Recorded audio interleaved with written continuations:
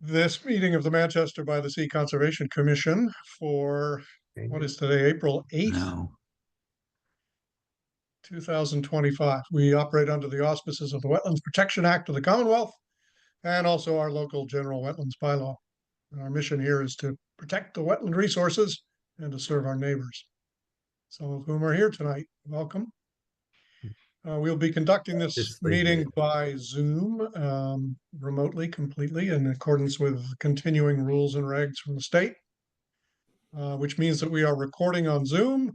And if you want to be recorded with picture as well as video, sound, you can turn on your camera or not. I'd ask you to mute yourself when you're not speaking. And there will be a good deal of the meeting when public comment is appropriate, and I'll indicate that. If you have something to say or a question to ask about one of the matters we're talking about, just indicate by raising your hand. You can do that. Steve, would you mute Chrisley, please? Say again? Oh, Chrisley has muted themselves. Thank you. Thank you. Or you can use the raise hand command, which is somewhere on your Zoom at the bottom usually. And either way, once I call on you, please identify yourself with name and address or affiliation, and try to limit your comments or questions to 2 minutes. We'll also conduct all of our voting tonight by roll call. And we have a chat function, but please use it only for technical issues because it does not become part of the permanent record. We don't want any of your questions or commentary to go in there. I think that's about all the ground rules. So let me call the roll. Tonight we have Vice Chair Sarah O'Season. Present. Dr. Olga Hayes. Here. Mr. David Lumsden. Here. Dr. Gordon Turner. Here. Dr. Henry Ottinger. Here. And I am Steve Gang, and the quorum is present, so we may proceed. We also have our staff, our new and highly valued conservation administrator, Bethany Barstow, and perhaps some other staff members who I don't see on my screen here, but I'll let them introduce themselves if they arrive. Okay, then without further ado, let's get started with notices of intent. So I will officially open our public hearing and begin with a continued notice of intent for 48 Central Street, Mass DEP file 39926, map 44, lot 19. This is proposed construction of a single-car garage with site improvements and a proposed mitigation plan. This is occurring within buffer zones to coastal bank and also within land subject to coastal storm flowage. And I note that Mark Resnick has arrived, the town land management director. Oh, Welcome, Mark. thank you. Is there any comment from the applicant for 48 Central Street? Or... Yes, for the record, Mike DeRosa Environmental. Also on the call is Brian Stein, the architect for the project, as well as Leticia Oliveira from Moore and Cameron Group, the site engineer. If it's okay, I'll share my screen. It's fine with me. Let me see if I've permitted it. Yep. Somebody has. And since the last meeting, we've made some changes to the plan based on the conversations we had with the Conservation Commission and the comments at the last meeting. I'll zoom in here to better show you. But essentially, the two major changes are we reduced the size of the garage to just a 12-foot width from a 19-foot width.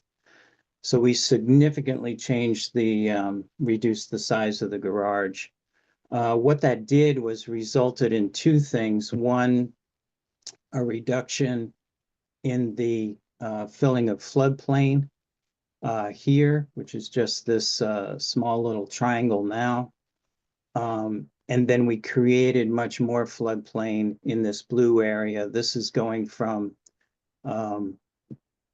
we're pulling elevation 10 up to the corner. So we're creating floodplain in this blue section to compensate, even though it's land subject coastal storm flowage. So it changes from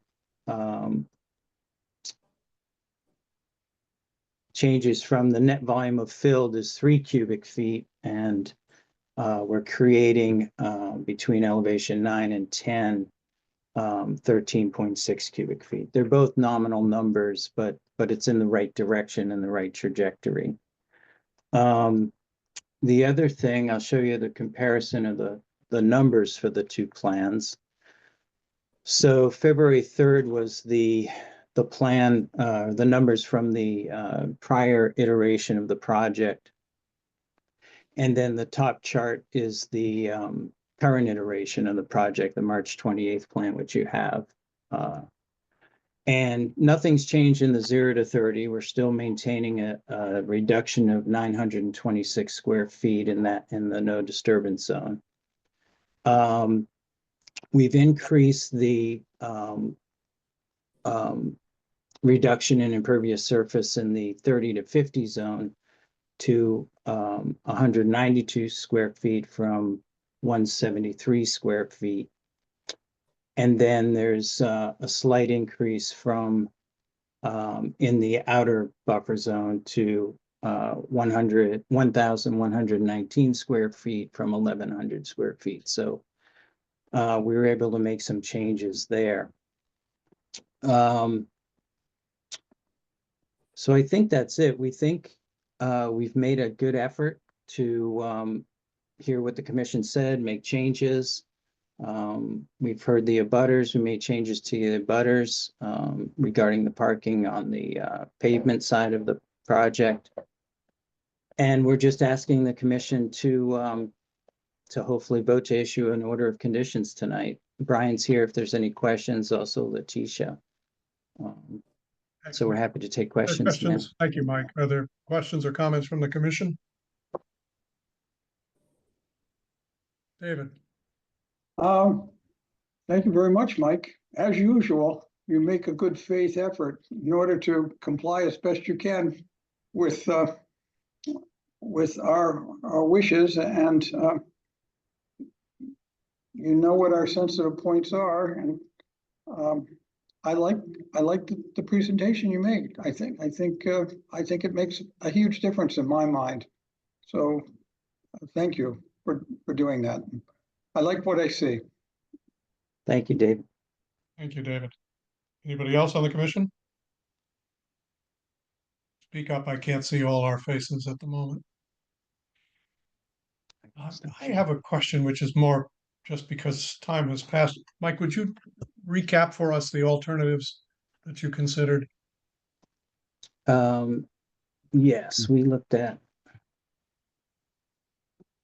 I confess that Evan is the one who did the alternatives analysis, and we went through it last time. I would know have that. to. I I'd have to apologize. go. Yeah, I'd have to dig that out from the thing, from the file. But by recollection, we started out with a much bigger garage. Yes, the mic is off. Oops. There's a meeting. Can you hear me? Could you mute yourself, please? Thank you. Oh, that's Andrew. He's Oh. later. It is. Fair enough. So we started with a much larger garage. We reduced the pavement. We had more pavement, more stepping stones. Those were all reduced. Let's see what else. We kept the same rain garden, so that all that stayed the same. That entire design stayed the same. Yeah, so there was so many iterations on this, Steve. I can't remember them all, but Yeah, fair enough. I mean, we've been at this for a while. Yes. So This is it the was, second round for us all. yeah. Well, let me turn then to the public. Are there questions or comments from members of the public on 48 Central Street? Can I mention something? Yes, please, just identify Um, yourself and I'm Bethany Barstow. I'm the conservation agent I from can't see all of Manchester. you. I'm wondering about the sewer easement. It's like under the proposed staircase. It seems a little close to the proposed garage. Do you have any comments about or answers about that? Yeah, let me put up the plan again. So here's the sewer easement that Bethany's talking about. And we've gone through and discussed this with, it's here and here. And the manholes are accessible here. John Moran's looked at this in detail, and maybe Alicia, you can expound on what I'm going to say, but essentially the manholes here, so access to do anything to that sewer line, which is fairly deep, as I remember. There's no problem with that. And we checked with DPW and they were fine with this plan and the former plan, to be honest. Okay. And Mike, I don't expect you to know this, but maybe somebody on the call knows, is this part of the sewer lines that have been recently relined? Oh, I don't know that. I know that. Hey, So, Mark. yes, I did speak with Nate about this. And he said, yes, this is part of that really old cast iron line that they did reline a few years ago. So it does have some length of time left, you know, perhaps 10 more years. They lined it about, what, 4 years ago, I believe. So, but at some point it will need to be replaced or something like that. I mean, typically,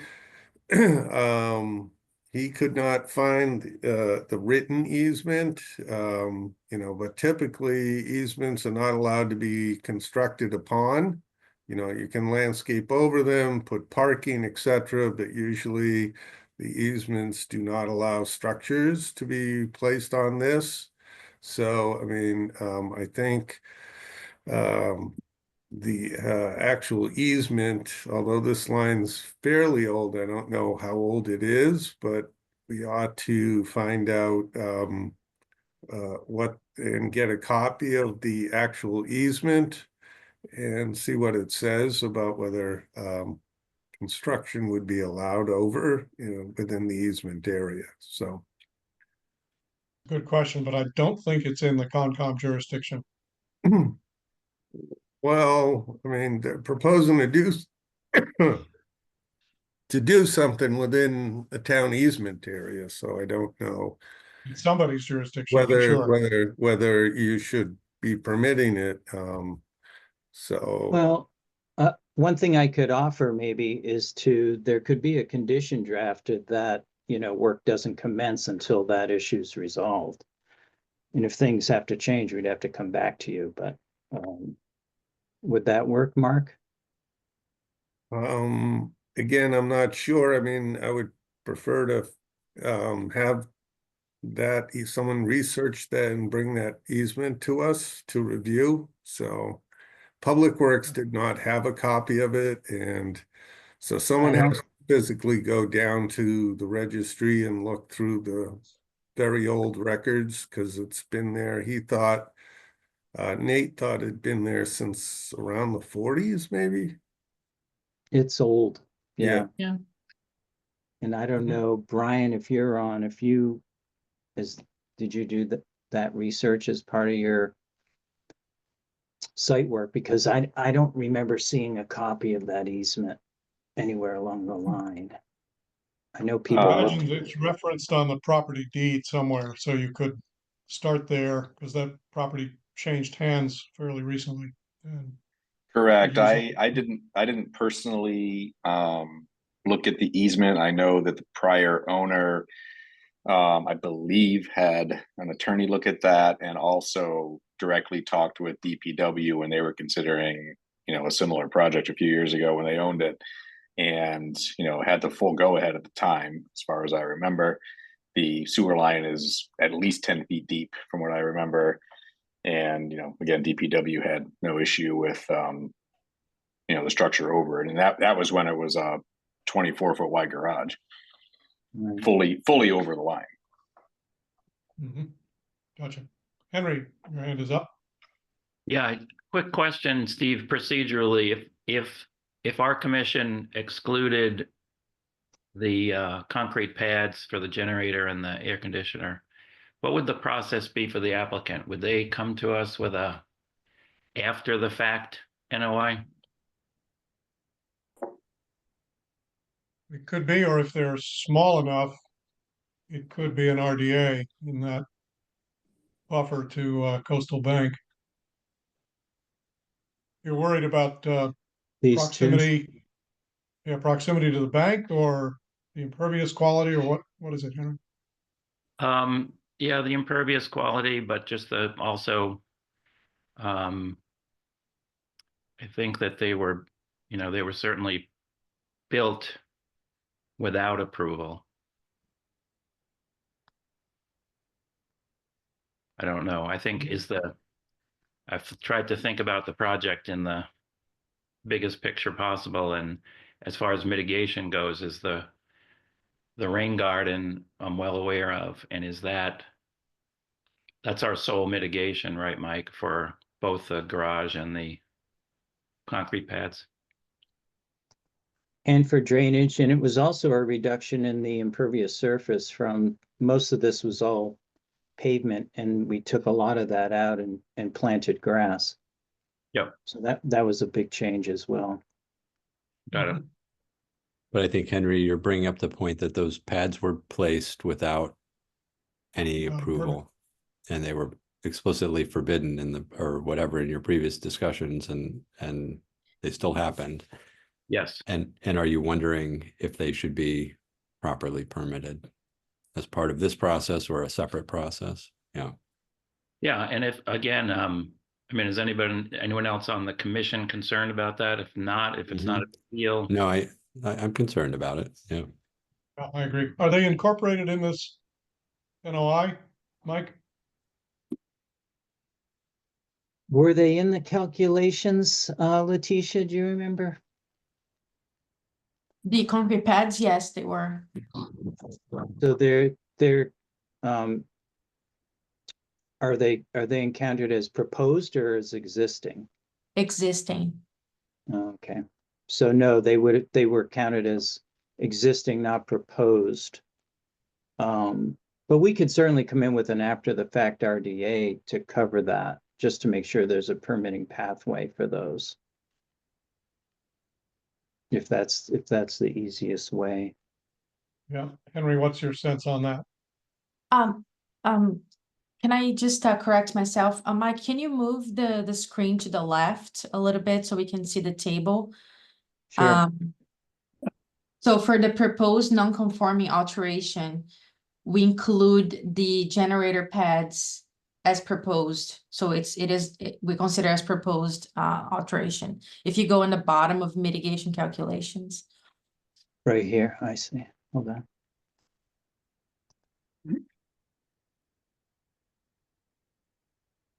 So they're included in this number. Yeah. Yes. Oh, so they would be, okay, so that's wrong then. They would be included in this. Yeah, and the note says And compensated for in the mitigation, yeah. Okay, thank you, Letitia, that's good. So they may not be specified in the narrative, but we could incorporate them under Yeah. landscaping changes. Yeah, because we included we're in so here the minded. generator pads, yeah. Yeah. And I believe when we were at the site visit, we saw some of those were deteriorating already. I don't know, Henry, if you recall that. Mhm. Are they proposed to be sort of repaired or refurbished as part of this? I don't believe so. I don't think that they're just on here as existing generator pad. and air Mhm. conditioning pad. Steve, maybe Are we they- can deal with it under conditioning and we can discuss Mhm. as commission how we want to treat that, but let's not forget about it. Agreed. Okay. Agreed. Any other items? Yeah, Here, I have a Gordon? question. Would it be safer to wait until the next meeting in regard to the sewer line to get clarification on that? The easement? Yeah, that easement. Rather than going ahead and then we find out that we have a problem, and I know it's not our problem necessarily, Yeah. but I would be more comfortable with getting clarity on whether the easement prohibits construction above it, rather than just make that a condition, as Mike proposed. Yeah, Agree. I understand that. Just speaking practically though, if it does in any way inhibit construction, it's gonna take more than 3 weeks to clear up. It's probably gonna take more than 3 months to clear up. Because the town owns the easement, I assume, or the sewer utility owns it for the town. And has to grant an exception. Gonna take some time, but it would be nice to know, is the short answer, and I agree with you with that. So, who will take on the task of making sure the easement is identified and understood? I believe the applicant should do it. Yeah, it's the burden's on us, Steve, to find that out. So we'll work with Maureen Cameron to do that, and with Mark and DPW. Thank you. All right, last round, anyone else in the public who has a question or a comment? I know this has been of significant interest to neighbors. Yes, Mr. Mastronzi. Hi, can you guys hear me? Yes. Yep, loud and clear. Hi, this is Richard Mastronzi. Most people know me as Jace. I'm an direct abutter, 46 Central Street and 44 Central Street. And yeah, my only comment is that my family has owned this property since the 1930s. And we've always, I've always thought and been told that we need to follow the rules of the town. And if there's a no build zone, you don't build in the no build zone. And I feel like, there are people coming in, and I know that this is somewhat not related maybe for you guys, but, Holly got permission to do certain things and did completely different things, as we know, because of the, we're talking about these pads that he put in, for example.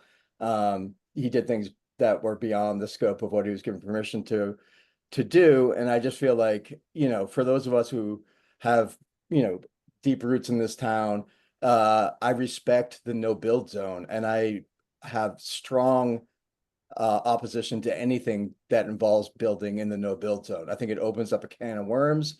I think it's going to change the integrity of, the inner harbor, etc. And yeah, I'll just leave it at that. I've already stated this before, but thank you. Understood. Thank you for the comment. You should understand, though, that even in our bylaws, there are provisions that allow people to have impact in the no build and even the no disturb zone if they follow certain rules of mitigation and in other words, if the net impact on the resources we're trying to protect is minimal or positive. Sure, So but I would the also phrase point no- out that The phrase I would no also- build seems to say never construct anything, and it's not black and white.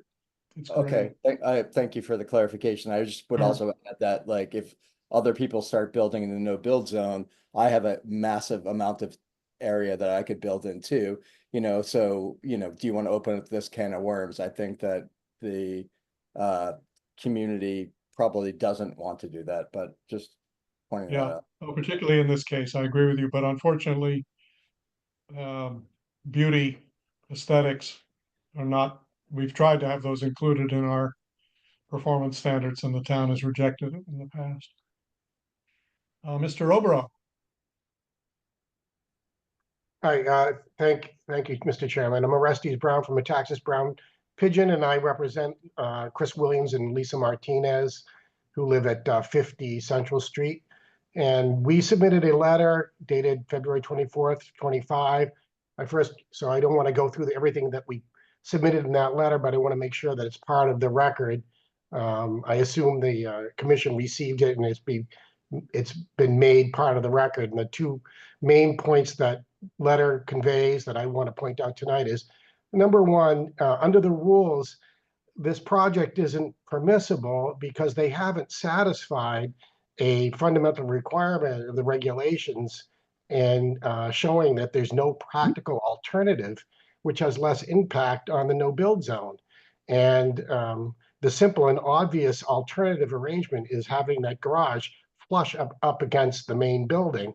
And they haven't provided any explanation that has any merit whatsoever as to why this structure cannot be built up against the building and out of the no-build zone. There's just been no, and obviously from this plan, there doesn't appear to be any reasonable explanation why that can't be done. The second main point, so I don't think it qualifies, I don't think it's allowed under the regulation because they haven't satisfied that part of the regulation. The second issue we'd like to point out is that there's been no analysis by a civil engineer to address the diversion of stormwater.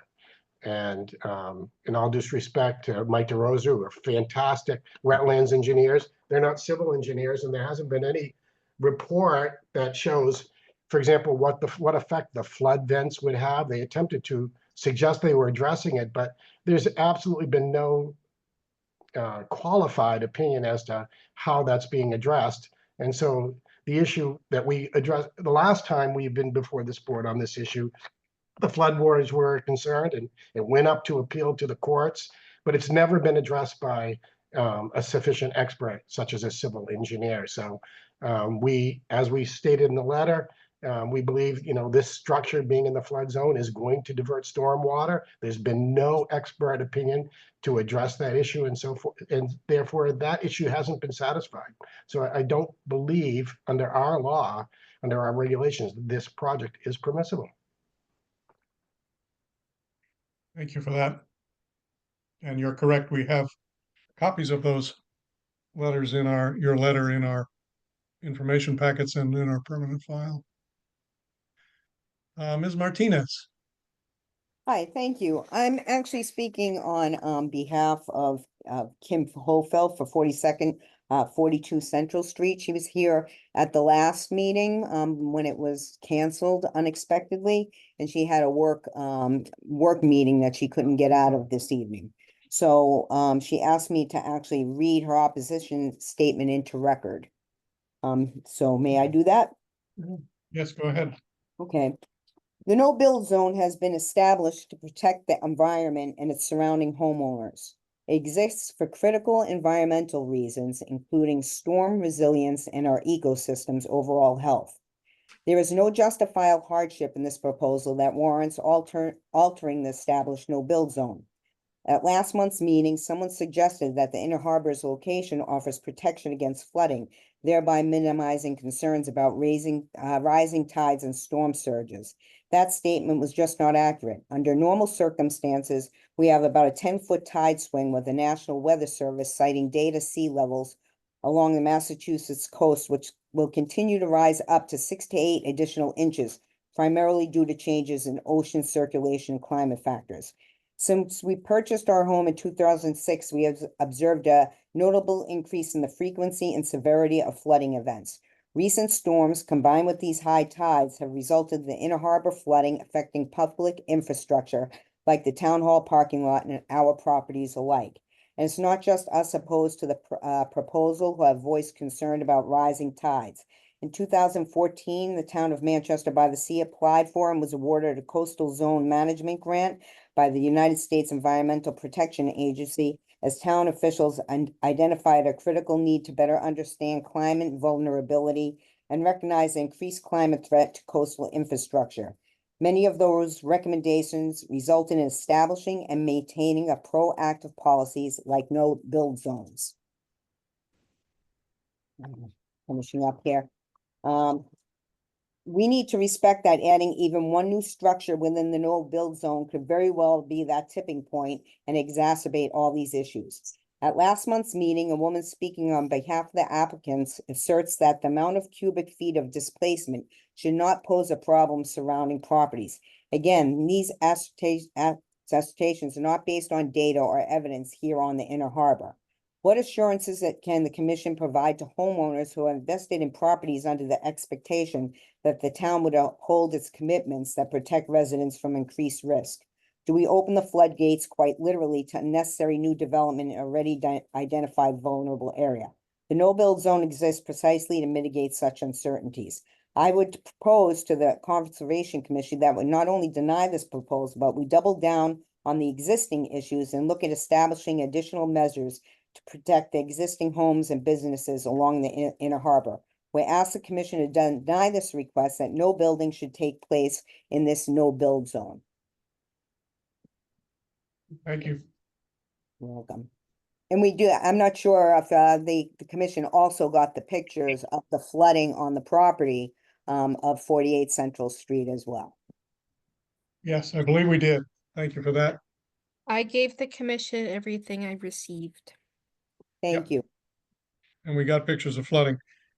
I should just note that when we measure compensating flood storage for an area that does not have significant wave action, it's not a question of, I believe, of the height of the water, which will be the same along the coastline. It's a question of the velocity of waves, which are much less of an issue in the Inner Harbor, as you all know, fortunately, compared to just outside, or even worse on Glass Head or Stinky Beach, those areas.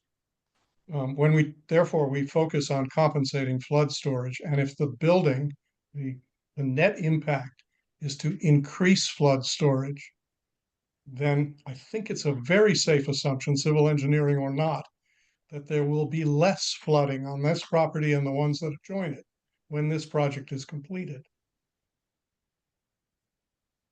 I'm not an engineer, but that is common sense, and it's why we use this concept of flood storage when we're not dealing with significant wave velocity action. Anybody else? Appreciate the comments so far. I believe Lisa wants to speak again. Sorry.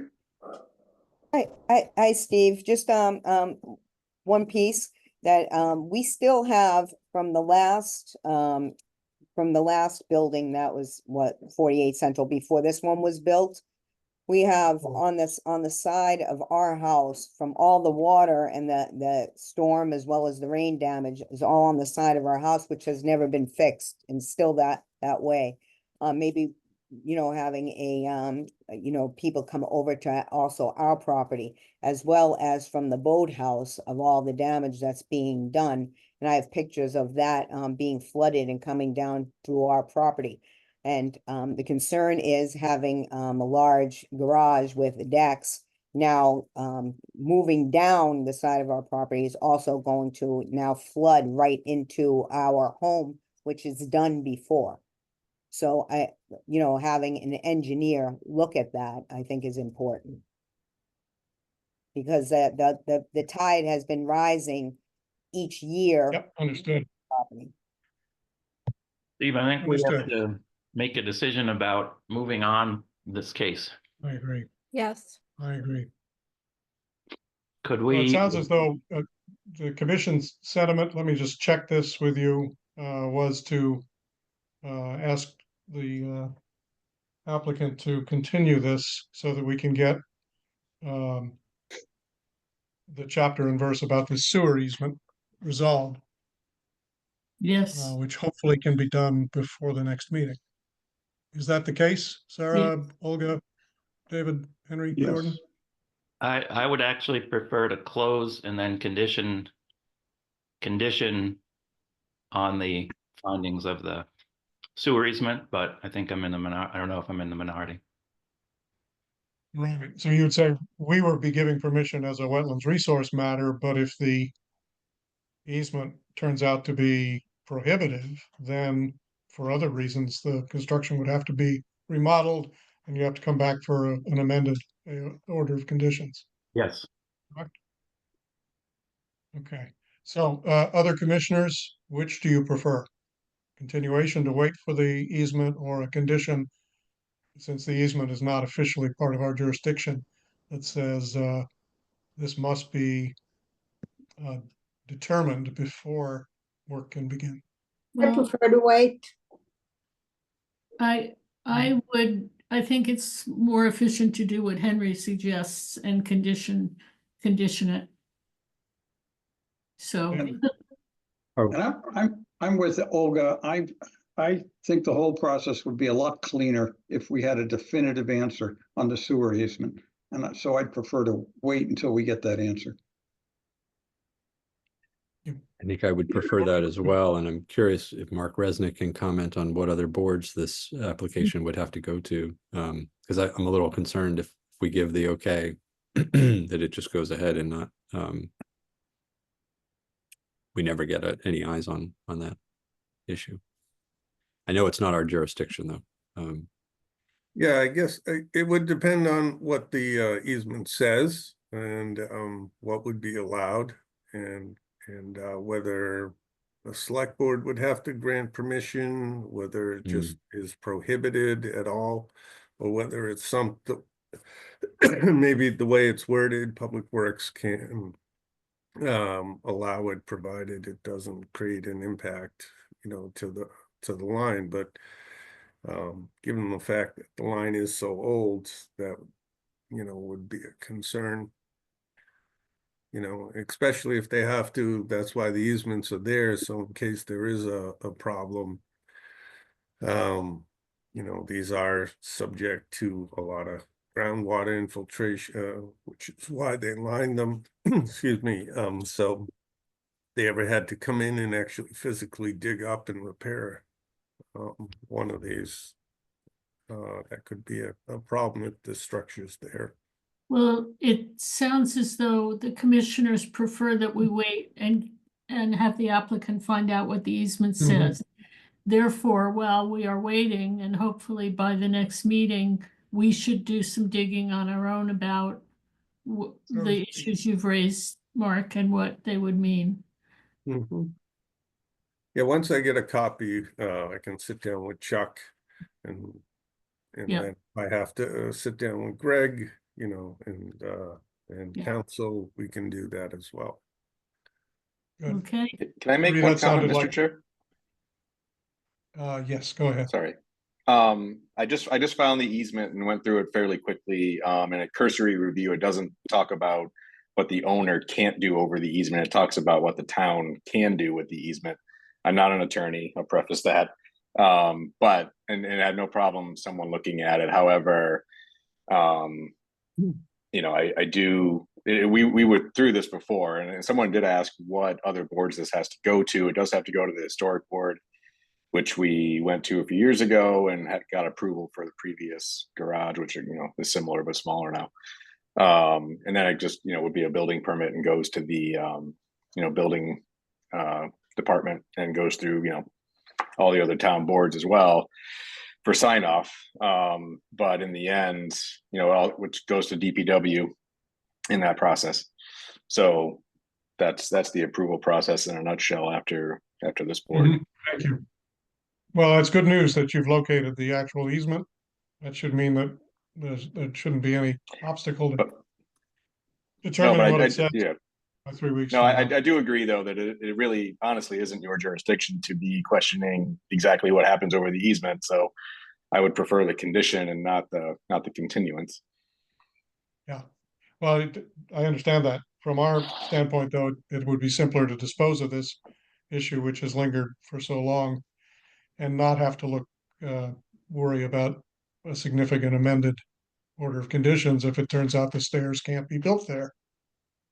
So if it's a matter of 3 weeks to find out if the stairs are a go, I would agree with Gordon and David and Olga that it's worth waiting the 3 weeks. So, Sari, could you make that a motion? I move that we continue with the applicants, with the agreement of the applicant that we continue the notice of intent on 48 Central Street until the next Conservation Commission meeting in 3 weeks. I'll All second. right, I'll second. Thank you. All those in favor, David, Aye. Gordon, Aye. Olga, Aye. Henry, Aye. Sari, Aye. and the chair is an aye, so it's unanimous. The next Thank meeting you, is one and all. April Thank you, everyone. 29th. April April 29th. 29. April 29, Tuesday. Thank you, everyone. Thank you. You're welcome. Our next matter is notice of intent continued for 30 Mill Street, DEP file 39-928.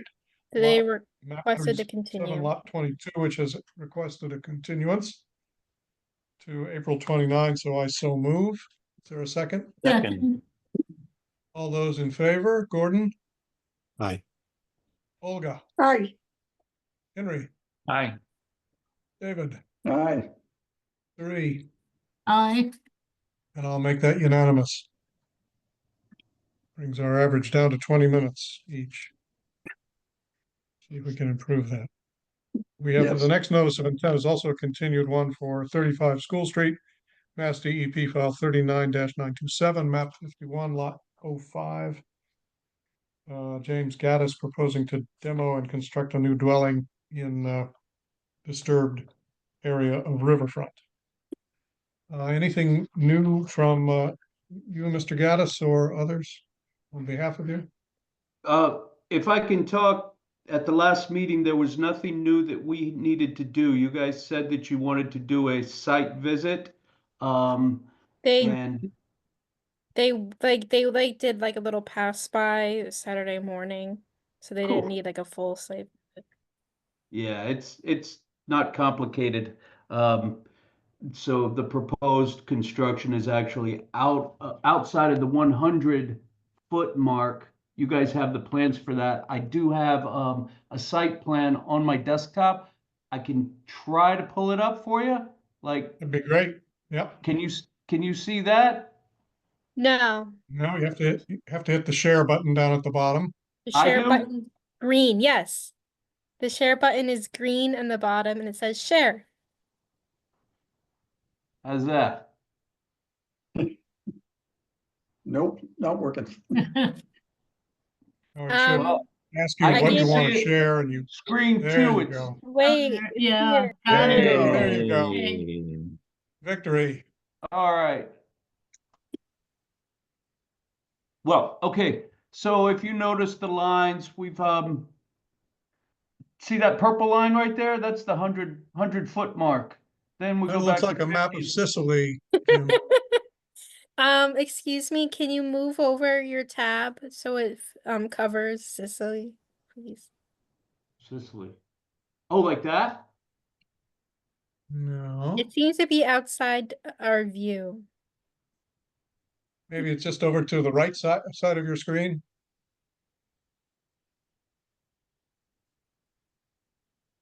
You see what I mean? There's a window that's only slightly visible on the right side of your screen, which has your. that's I don't something- know. I a window on the right side of my screen. Maybe Not anymore. maybe try to bring it up again. Yeah, because it was Yeah, up just- there for a minute. Yep, Mhm. just open that plan again. It's open. click It's on- on. See, I have two screens on this thing. Wow. So Well, move it to the Try- other screen if it's a Yeah, dual just drag the screen. plan over to the other screen. Okay, Yes. it's there. Got it. Yes. Good. Now Got don't it? touch anything. Yep. All right, hands off. Okay. Sorry. All right, so you guys can see the Sawmill Brook in the 30, 50, 100 foot. Like we said last week, everything on this besides, the proposed dwelling is impervious. The existing paved driveway, which is where it is now, That's coming up and going to be pea stone. The walkway to the porches, pea stone. Everything else is green. I think you guys did a walkthrough and you can tell that this Yeah. house has to come down. It's structurally unsound, it's ugly, it's nasty, and I shouldn't have bought it, but I did. So last time we asked you if you could please calculate how much the added size of the building minus the reduced size of the driveway, what that arithmetic would be, because that's the change in impervious cover Okay, from where you are that, today. you guys have that on the plan. We do. Okay. Yeah, so just like the previous architectural plans, our architectural plans have that too. If you asked me to try to pull that up on screen sharing, we'd be here No, till it's all right. 9. And you did reference it last time I was here. You saw it on the plans. Can anybody find it on a plan? I'm not succeeding yet. I'm looking. It's something we had to do for zoning. Okay. So we had to make sure that all the calculations were within the zoning regulations. So we have renderings and we have a couple of site plans here. Maybe it's on this one.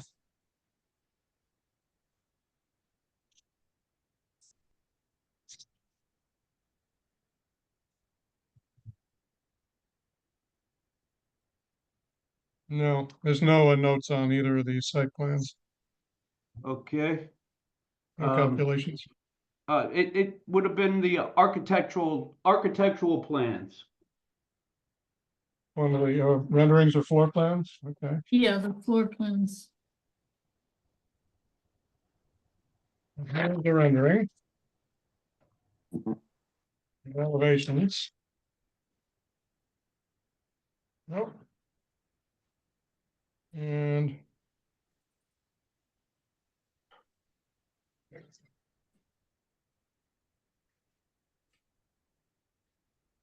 here's a floor plan.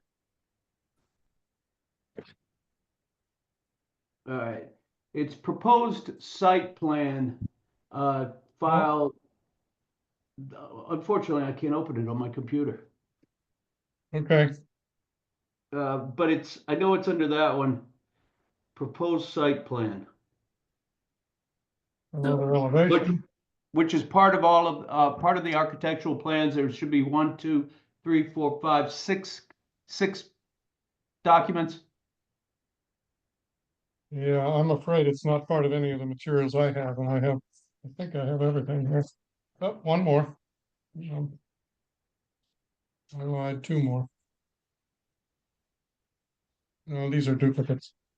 Steve, the one thing I can see on the zoning board of appeals plan is it shows the lot coverage by structure and impervious areas. Yeah, That that's should be it. exactly what we're looking for. And That's it. It says existing 37.8%, proposed 45.4%. Which stays, we had to change it.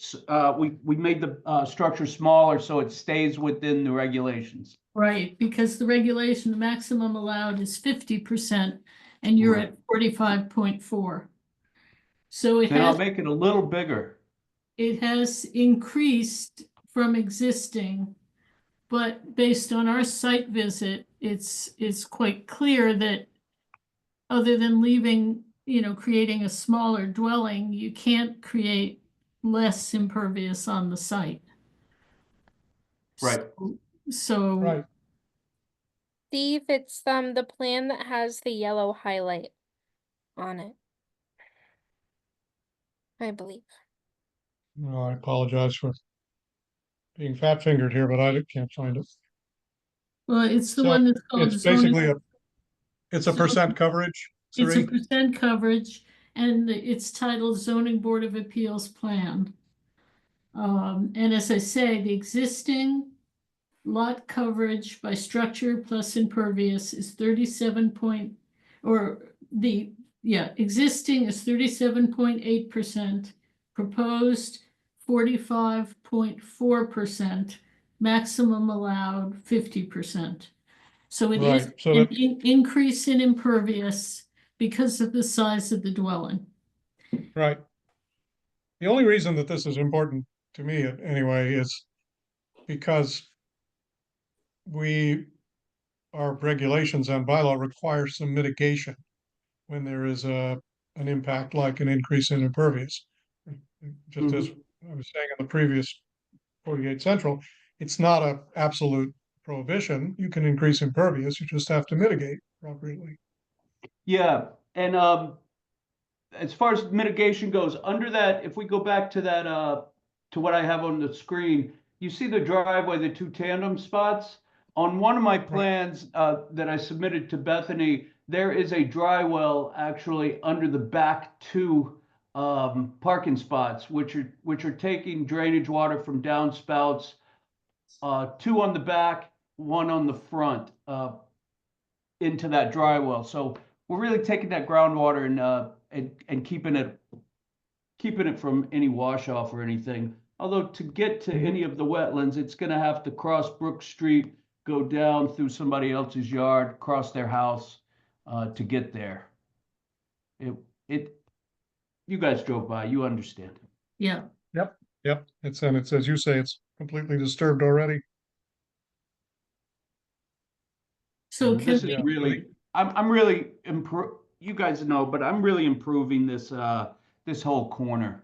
No kidding. Yeah, you're right. Well, my 2 cents is I'm totally comfortable with this project. I'm comfortable as long as we condition it to include those dry wells. Yeah. I agree. Good. Other commissioners? I Any agree comments with, Thank you, David. Any comment from the public, questions or comments on 35 School Street? I am sharing the zoning. Oh, the yellow line one, thank you. Yeah, it has a table of impervious, you're right, which shows that increase of Yeah. 300 square feet or so.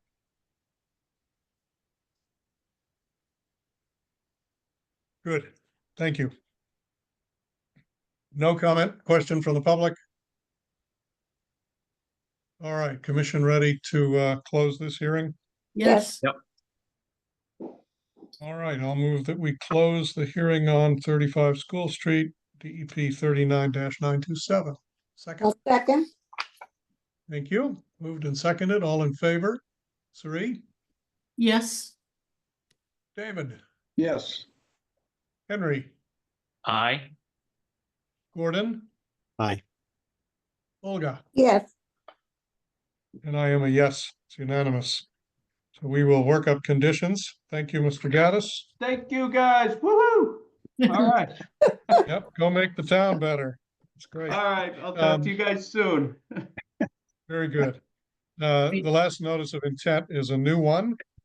DEP file 39-929, map 28, lot 31 for 69 Bridge Street. This is proposed raising and rebuilding of a single-family dwelling within 200-foot riverfront area. And for the record, Mike DeRosa Environmental. Also on the call is Andrew Sidford, the architect for the project, and Alan Candace Stanton, the owners of the property. And I can share. Yes, you can.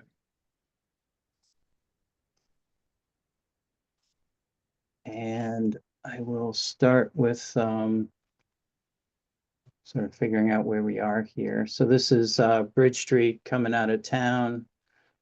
Mike, we still have Yeah. the map of Sicily on the screen. Oh, no. No, I Not don't. on my screen. Not Oh, on it's mine. on mine. Oh, boy. The prior attendant didn't stop sharing. Oh, okay. Now I'm all right. Thank you. All right, can you see the USGS map? Yep. Yeah, now I can. Perfect, okay. So here we are, Bridge Street coming out of town. We're up on the hill off of Bridge Street. The unnamed stream comes through and becomes perennial as it comes out of the pond over on Foster Road and then goes out into the harbor. So we're up on this hill. I'll jump over to the plan. And we're really way in the outer part of the Rivers Act, the 200-foot riparian zone. The project is a raise and rebuild. It's largely within the footprint of the existing house. They're going to use the majority of the existing foundation in the project. There's some new pathways. The pool is there. They're going to restore that. Again, we're way outside the Rivers Act. We're only increasing the impervious area by 133 square feet.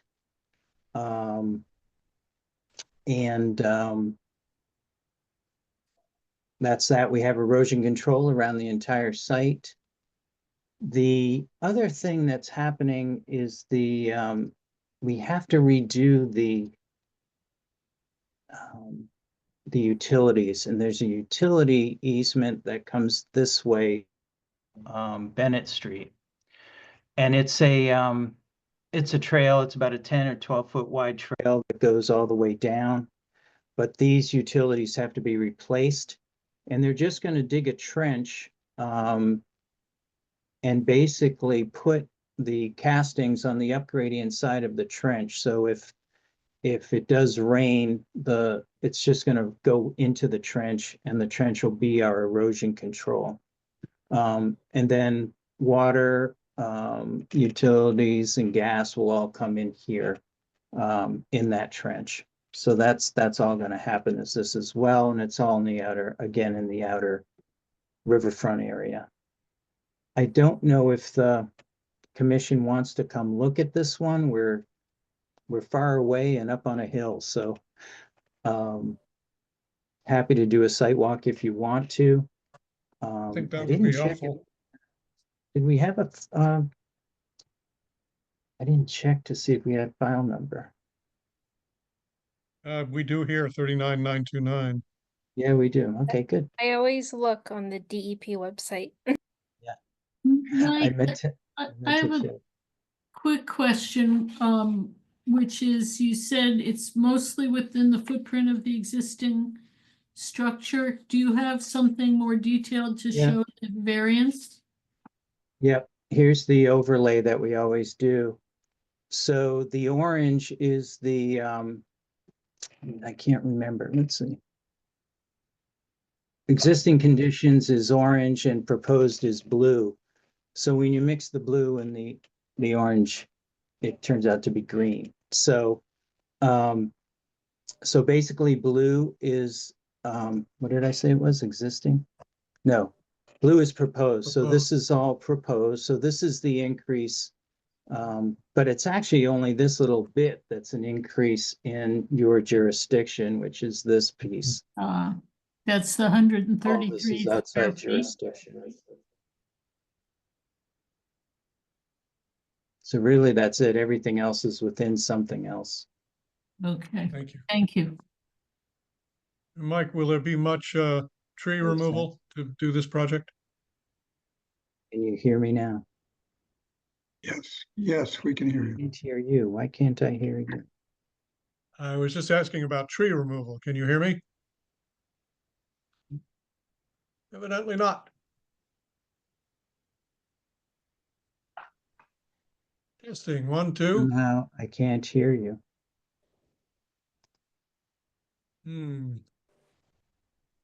All right, Steve, I'll propose that we hold our questions till the next meeting if we're going to do a site I visit. may have to sign Anyway. out and come back in. I'll do a chat with Mike and tell him that. I'll be right Okay, back. and since Mike proposed it, I assume it's agreeable to the applicant. I will be away this coming weekend, but I'm available Friday. Or I guess the following weekend is Easter. But we could still squeeze in a site visit. Possibly. Hmm. Everyone, my name's Andrew Sidford. I'm the architect, and I don't want to answer completely for Mike. I'm not sure why his mic doesn't work, but I can answer quickly that there's almost no tree removal as part of this. Nice. Thank you, that's Thank you. helpful. It I is. could do Friday. Friday's available hear for you me. I can do Friday. That's 4. And Gordon, we weren't expecting you on a daytime visit. Mike, can you hear Sorry, us? Yeah. I'm back. Sorry about that. Can you hear We're us, just Mike? contemplating a site I can visit on hear you Friday, now. if that's possible. Yeah, what day did you want to do it? Friday, if that's possible. This Friday, let's see. Friday, the 11th, Yep. What time? 9 o'clock. Perfect. Steve, does that work for you? Yep, it works for me. Fine for me. All right, I move we continue 39-929 69 Bridge Street, Steve, April 29th.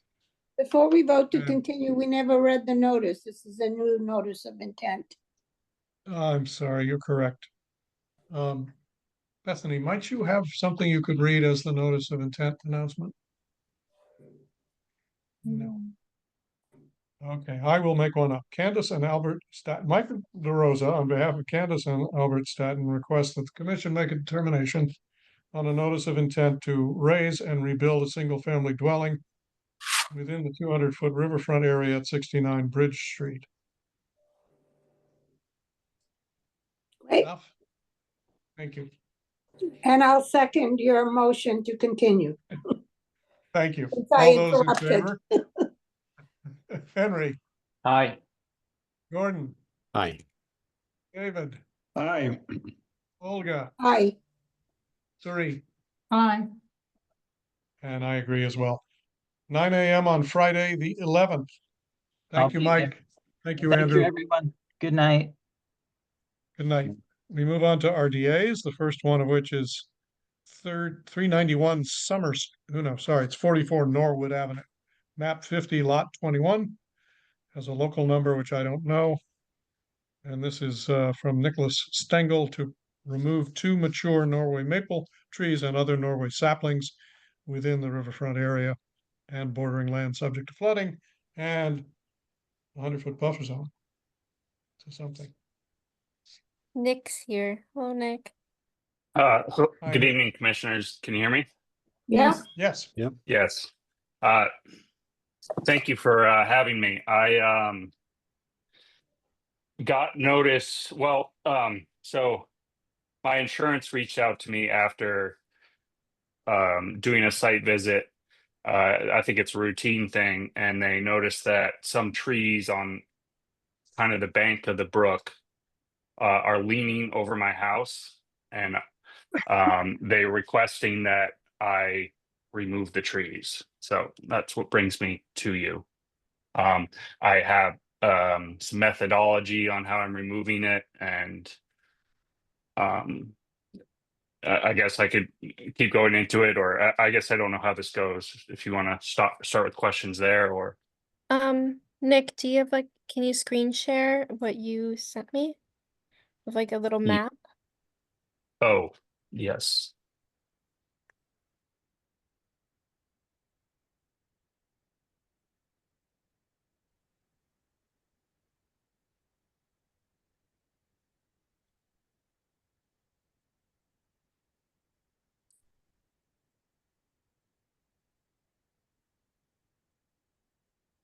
Right.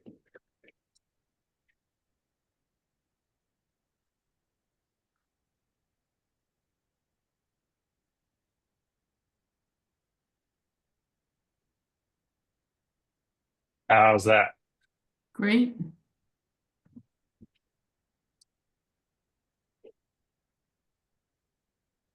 Yes, we can see it. Yeah. Okay, so yeah, working? I provided 2 maps. One was Mass Mapper, and it didn't actually, I forget the reason I couldn't use Mass Mapper, but to provide this information, but I can switch back and forth between the 2 plans. But the 3 tree areas are the red stars, and I'm proposing some mitigation in form of the green star location. Understood. And from knowing that neighborhood somewhat, Nick, I remember that whole bank is kind of a mess of small and medium-sized maple trees. There Dozens. is barely any trees that are on my property that are not Norway maples. And Right. yes, And I think the technical term is not a mess. There's dozens of them of small size and medium. yes.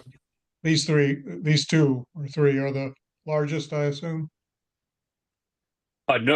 No, these okay, so how the insurance works is I sent them a picture. It's the same picture that's in my tree removal plan. And drew a vertical line and said, are these three the ones you want removed? And they said, well, we can't approve it until you send me a picture of the trees removed. So it's kind of chicken or the egg thing. But I think what it's going to take to do is remove these two bigger. I know these number 1 and number 3 are necessary, and number 2, there's at least one non-mature tree and maybe a second one that I might be able to just cut the first one, send them the picture, and see what their comments are. Yeah. But they're both both of the saplings in number 2 are under 6 inches in diameter. I see. Well, the reason I was asking was I was wondering if your plan was essentially to remove all the Norway maples there, or whether there will be some trees left on that side of the stream. There will still be a lot of Norway maple saplings, and I would like to come back in a further point to come up with a plan for dealing with the Norway maples and adding some more diversity. But given time constraints, this is all I could come with you today. So. Yep, just in order to get the insurance settled, I understand. Looks good to me, and I look forward to having you come with a plan to get rid of more of those weed trees that just propagate more problems. Well, I'm not trying to sell him his business, but Mike DeRosa has done a number of projects which consisted, among other things, of taking down a lot of Norway maples and mitigating with more native species of tree and shrub. So you might pick his brain, even if you're not up for hiring him, about what to do next. But I agree with you. I just wanted to point out that when Lucas Noble owned this property a few years ago, he came and got an RDA to do a lot of trimming in the backyard, which was also, I think, almost entirely, maybe it was entirely Norway maples, just limbing and in 1 or 2 removals to create some sunlight reaching the ground. Because Steve, he was otherwise going to have another forest in his backyard. Yeah. Steve, I remember that situation. And so I have a question for Nick.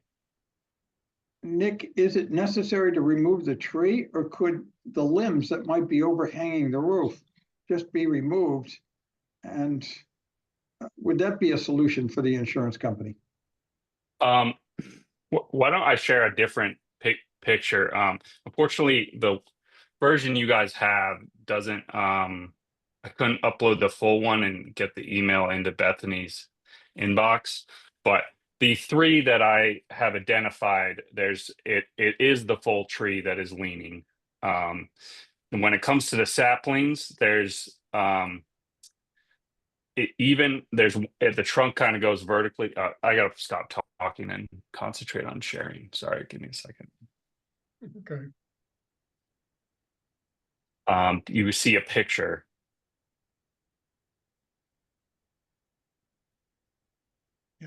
Yep. Yes. Okay. Yeah. So it's the full trunk that's leaning, and from my point of view, it's not even leaning that much over the house. I mean, if this wasn't a wetland, I might. It wouldn't be an issue to remove trees of this size near the house, but considering that.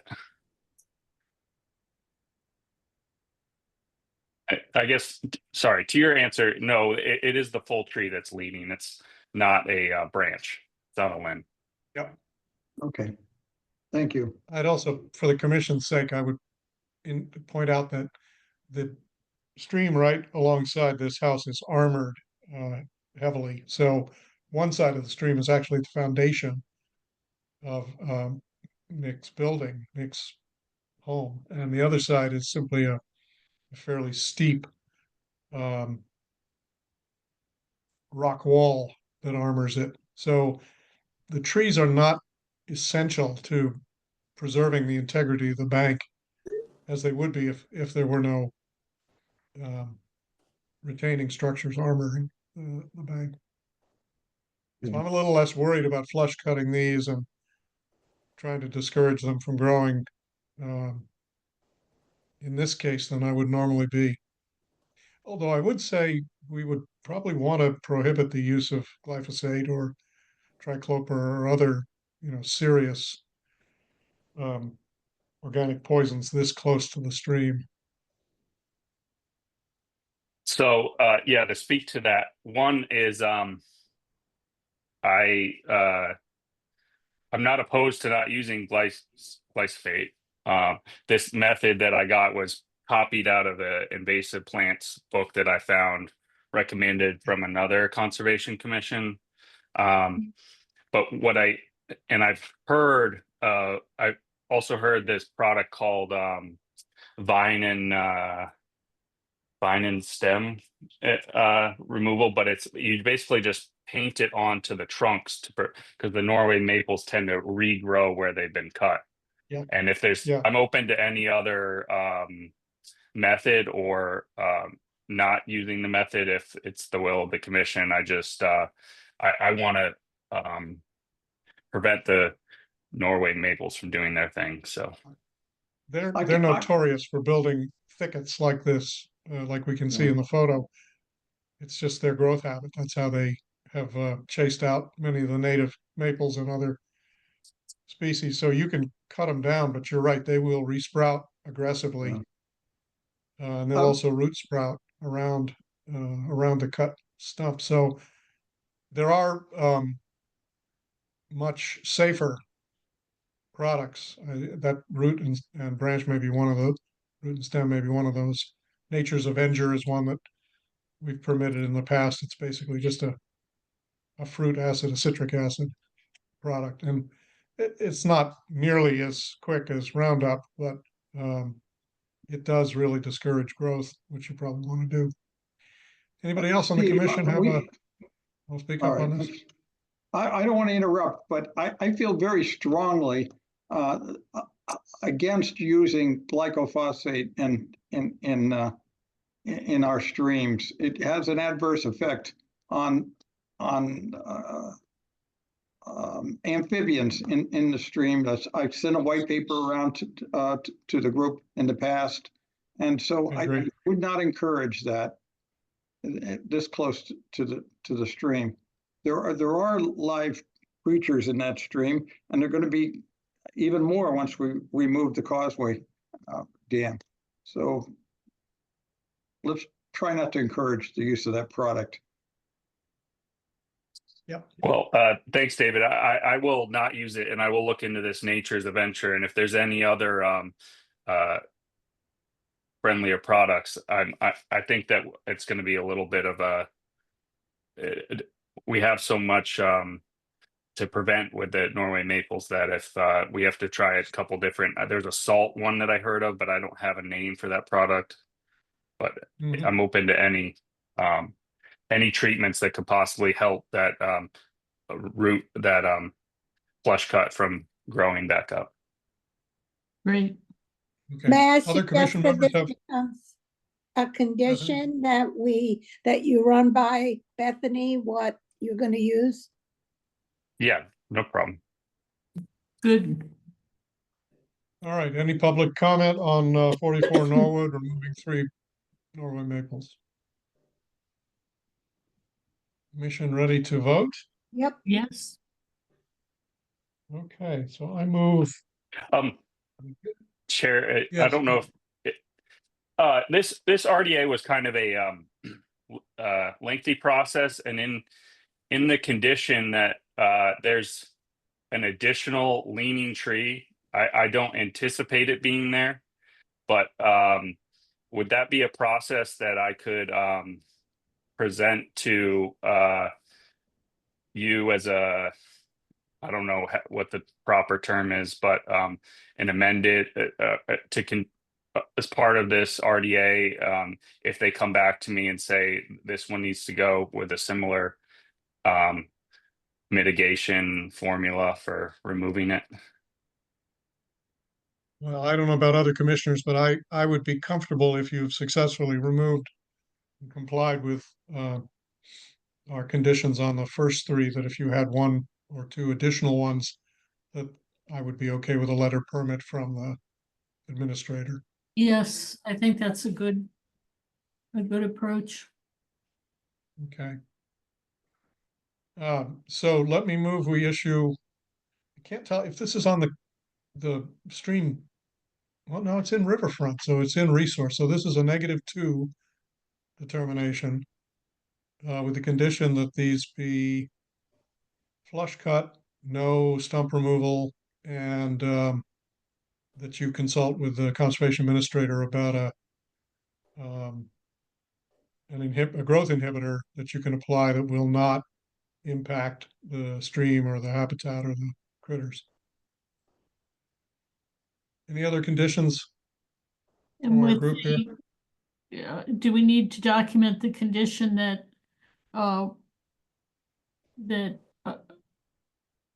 about the letter permits for any additional removals? Yeah, we should probably put it on the record. So Yeah, we're, so letter permits for any additional required removals. yes. Is there a second? Second, Thank you, Olga. All those in favor? David? Aye. Olga? aye. Gordon? Aye. Henry? Aye. Sari? Aye, And I make it unanimous. great. Thank you, Nick. Thank you for having me. Sure, good luck. Now we get 391 Summer Street. It's an RDA for constructing a sunroom on top of an existing deck and expanding the deck slightly. It's within the 200-foot riverfront area and a 100-foot buffer zone to BVW. This is map 6, lot 40. We have a local number, which I don't know, but we'll get that later. Peter and Lucy Robbins, good evening. Good evening, Steve. And John Olson, misnamed Chrisley because I'm on her computer. Very becoming. Steve, I'm gonna defer everything to Chrisley. Chrisley, you have the floor. All right. At my age, I can't share a screen. I could barely turn this thing on, which is why I'm on this computer. You all have. Does somebody else have this material at hand to pop it up on the screen? I can get it. Does this work? As a last resort, yes. So the issue is the Robins want to build a sunroom on at 391 on their existing deck. We've visited the site with Bethany and determined we're 84 feet from the wetland. Beyond the 50 or the 100, but within the this is the existing deck, and there's an existing structure already that's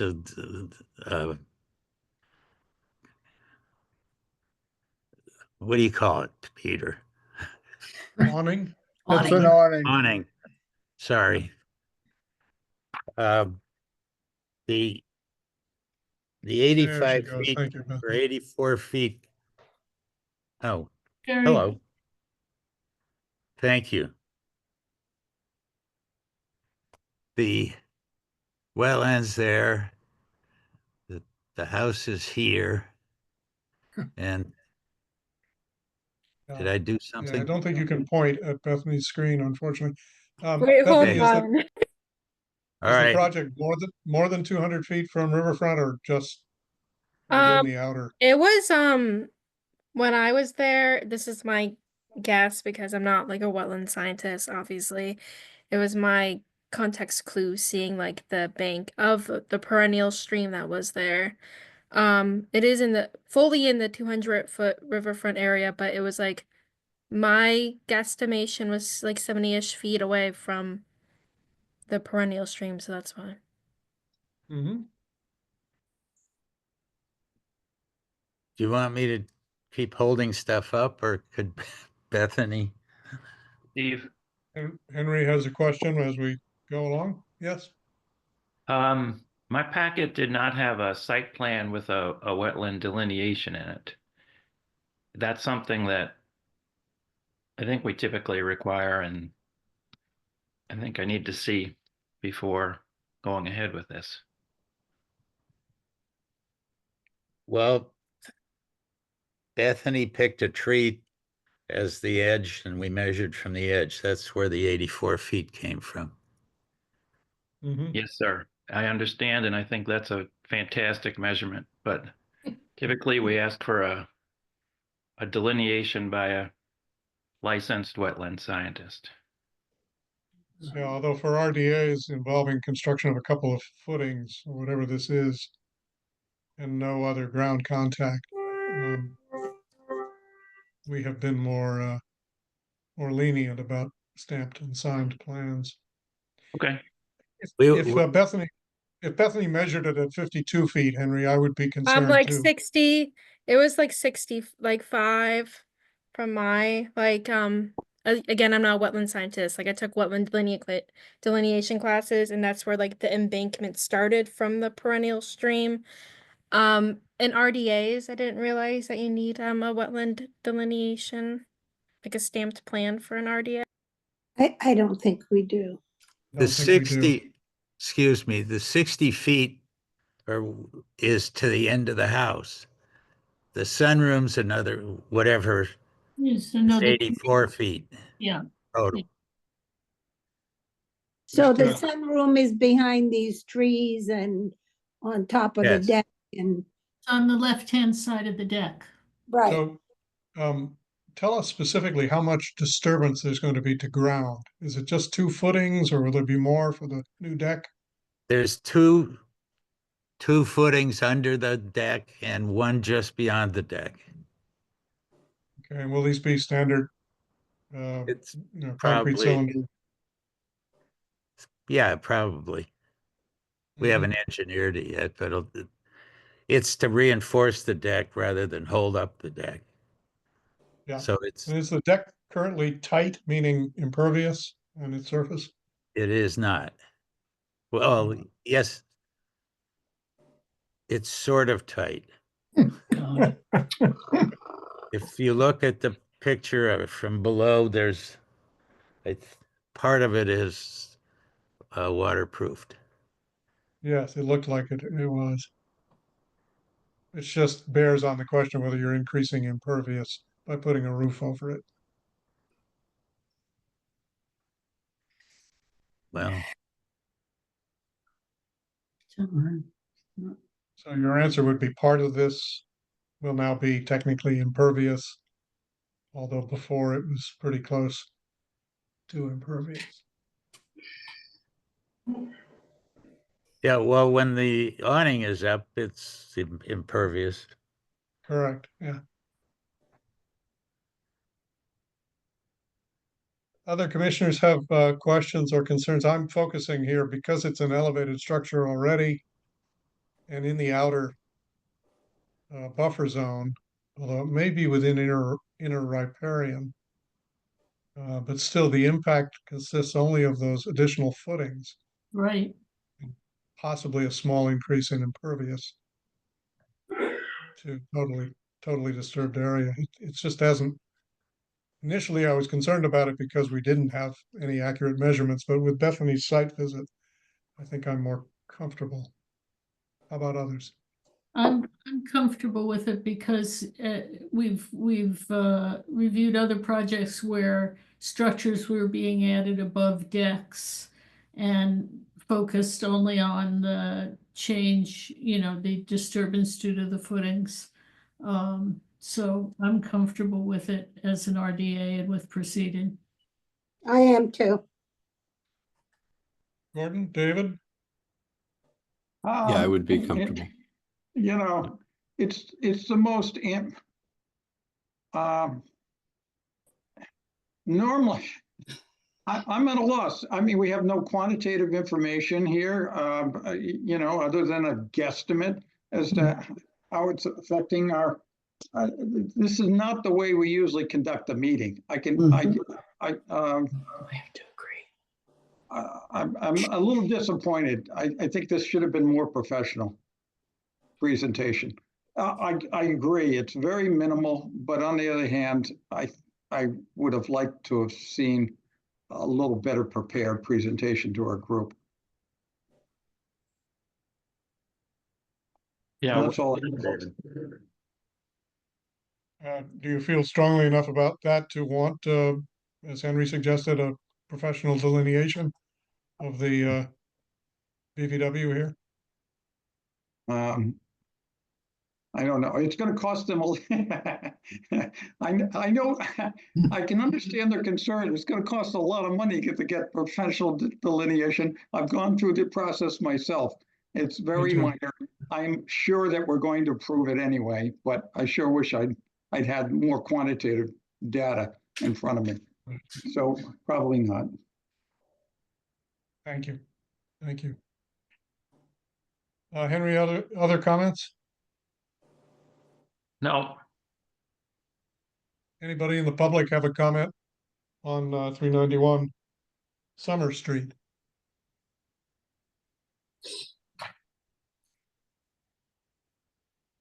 All right, then I'll move we issue, in this case, a -3 determination with the condition that the construction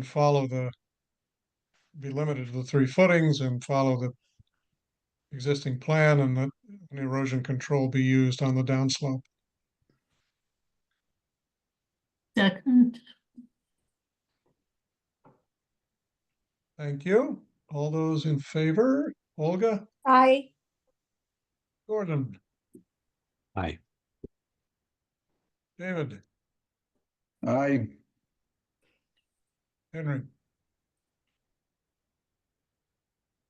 No. And Sari? Aye. And I am an aye. So it is 5 in favor, 1 opposed. It is approved. In this case, a negative is a good thing. So thank you. Thank you. Thank you, Steve. Thank you, Chrisley? Commission. This brings us to benches from the Department of Parks and Recreation for 121 Beach Street and 17 Tux Point. The first one, map 17, lot 24. The second one, map 22, lot 16. Cheryl, do we have your lovely presence tonight? I don't see her. I don't either. Well, do we have enough information in the preparation here? Do you need me to screen share? Sure, that's a great idea. Thank you. Bethany, did you take a look as to where these are going? I didn't go on any site visits to see where these benches would be placed. Are they the wooden benches or are they the stone benches? The wooden benches. And so it's probably the standard. Yeah, the the edges may be metal or stone, but the Yep.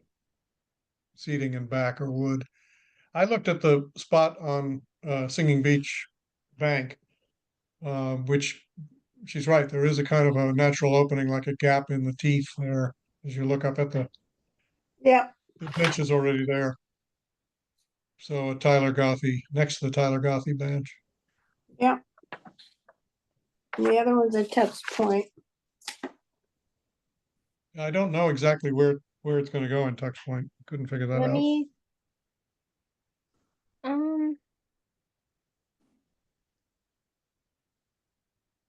I think is this the, That's hold Singing on. Beach. Yeah. That's the Singing Beach one. Yeah, let Yeah. me scroll. Yeah, it is kind of hard to have all of the materials in one continuous document. There it is. Here. There's the Chowder House. Oh, there. They're between two existing benches there. Yes. So in both cases, they're adjacent to existing benches. Yes. Okay, I have no problem with that either. Yeah, that seems pretty Anybody? straightforward. Yes.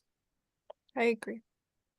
Presumably the work here will be done by hand, installation Yes, involving just driving some Yes, she some wrote in her stakes in. narrative hand digging. Yes. Yeah. Good. Okay, somebody want to make a motion? These would be -3s, I think. So I move that we issue a -3 for the bench at 121 Beach Street. Second, All those in favor? Olga, Aye. Henry, Aye. David, Aye. Gordon, Aye. Suri, aye. and I'll make that unanimous. Next, Olga, I'll move that we issue a -3 for a bench at Tux Point at 17 Tux Point. Second, I'll second. All those in favor, Henry, Aye. Suri, aye. David, Aye. Gordon, Aye. Olga, Aye. and unanimous again. I am an aye. Thank you. That brings us to an RDA from the Manchester Housing Authority involving reconstruction and maintenance of the parking lot and sidewalks at the Plains, map 58, lot 66. This is all within the 100-foot buffer zone. And I believe it's within riverfront, although that's a subject we should talk about. Hey, Anybody here? yes, my photo's not showing, but I am here. Good evening, Welcome. Chair, Commissioner, can you hear me? Yes. Yep, loud and clear. Okay. All right. My name is Catherine Andrewchuk. I am with Allen and Major Associates. I am here tonight on behalf of the Manchester Housing Authority. Is it okay to share screen? Yes, Yes, please. please.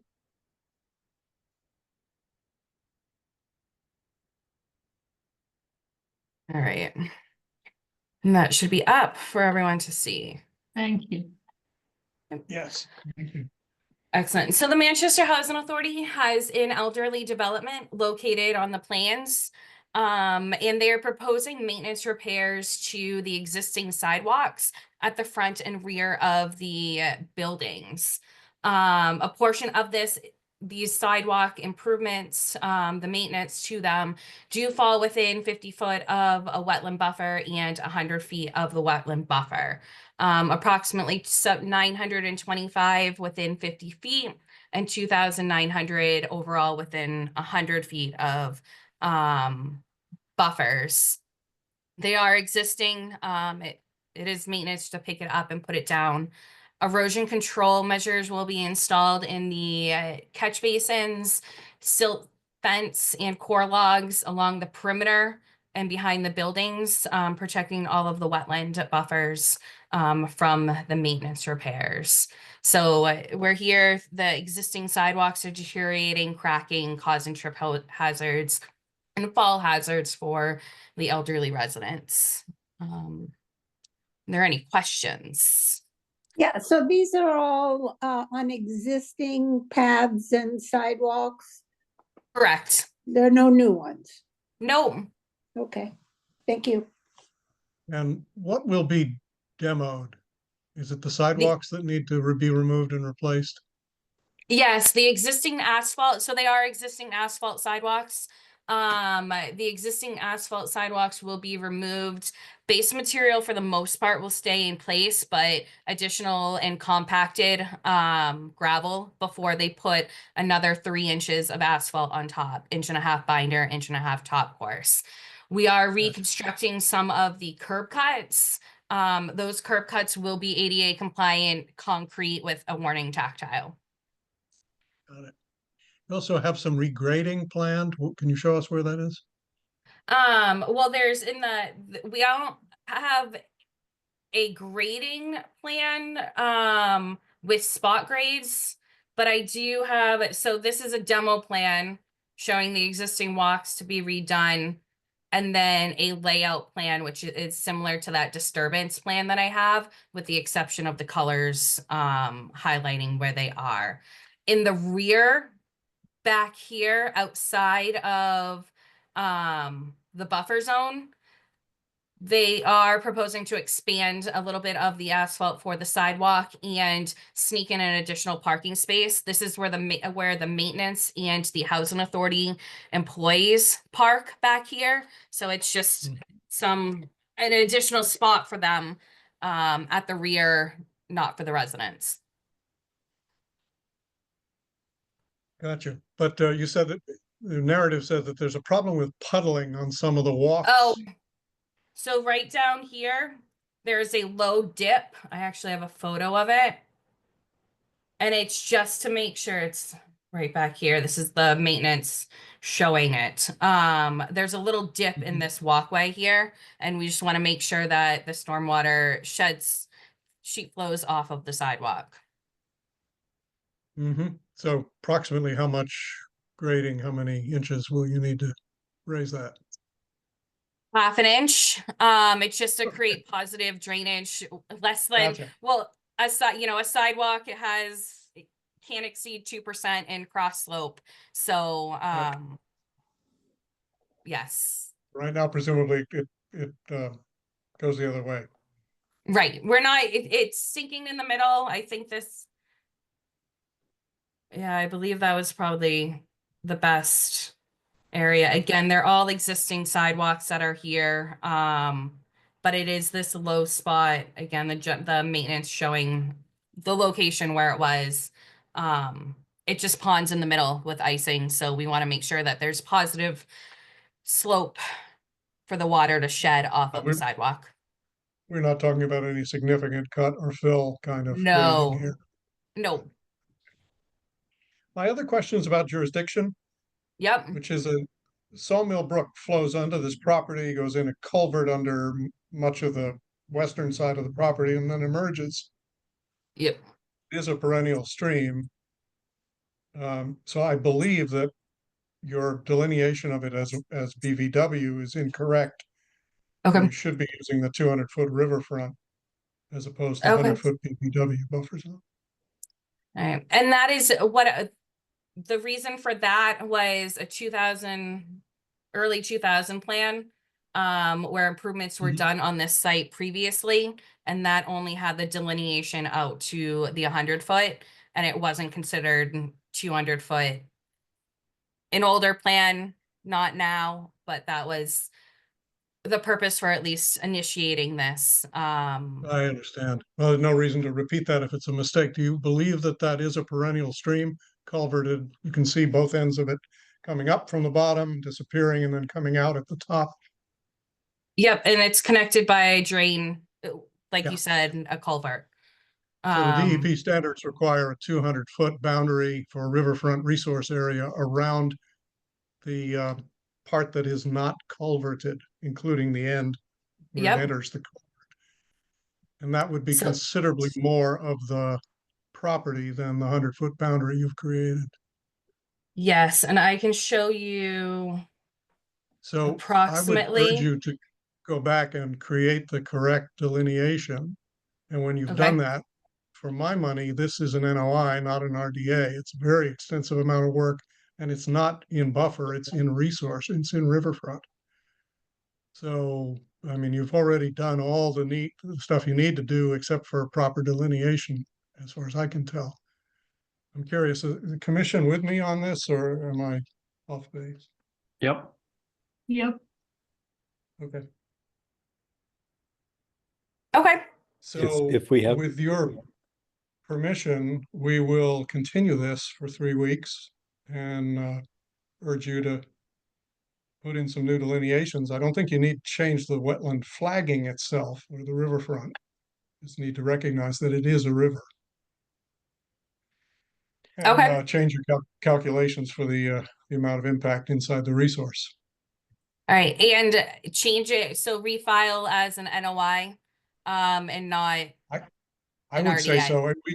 We've routinely required even milling and repaving of private streets to file as NOIs when they're within buffer zone. This is going to turn out to be within resource, which is more impactful. And it's going to be many thousand square feet of work within the resource. So I think we're going to require the standard of performance and the protections that an NOI will give us.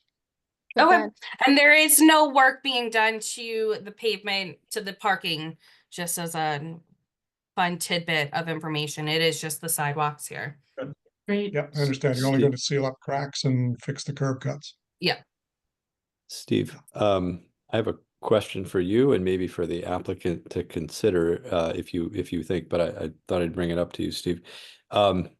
Down in Cambridge, where I am every day, there's a trend to using a very porous kind of material when there's a sidewalk type situation like this, that's the repair that's being done. So like for bike paths and pedestrian walkways, it looks just like asphalt, but it's like highly porous. And I don't have the material information, but this seems like it could be a really nice project for something like that.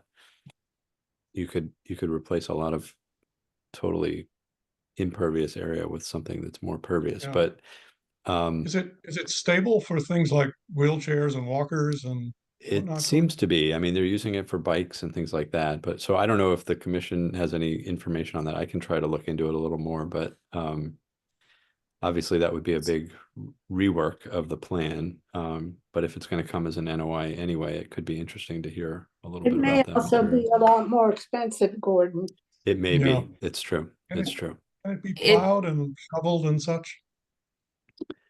It seems to get ice, salted and everything down there. That does So, snow in Cambridge, yeah, right? it I looks know. just like looks just like pavement, but it's not, or Hey. asphalt, but it's Yeah, there's a bigger maintenance to the permeable asphalt. okay. They're at Whole Foods in Beverly. Part of that whole parking area is what you're talking about, Gordon. Oh, okay. Interesting. Okay. Excuse me. Yes. I'm just like a little concerned about the NOI with the for the next meeting, like with the legal ad being on time, because I do things pretty far out in advance of like legal ads and that. Would a new legal ad need to be required for a new notice of intent for this project? Yes, I think it would. What are you suggesting? No, I was just wondering if like, since it's gonna be like a new notice of intent, like a new legal ad, would need to be.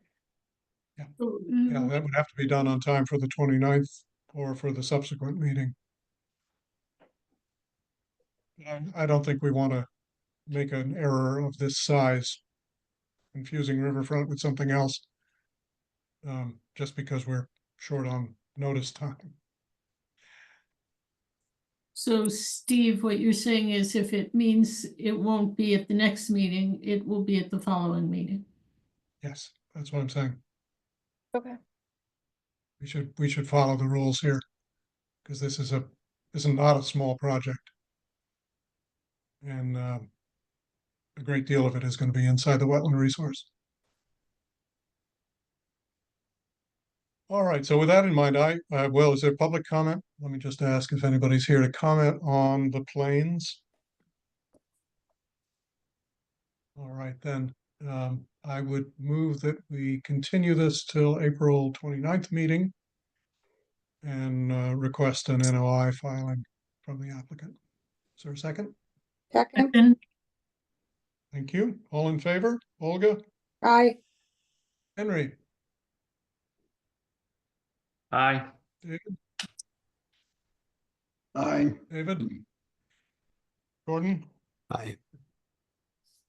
Suri? I, Thank you. I am an aye as well. Thanks very much, Catherine. And Thank you. let us know if you have any questions. All right, sounds good. The last RDA is 17 Ashland Avenue, Manchester Marine. Map 21, lot 26.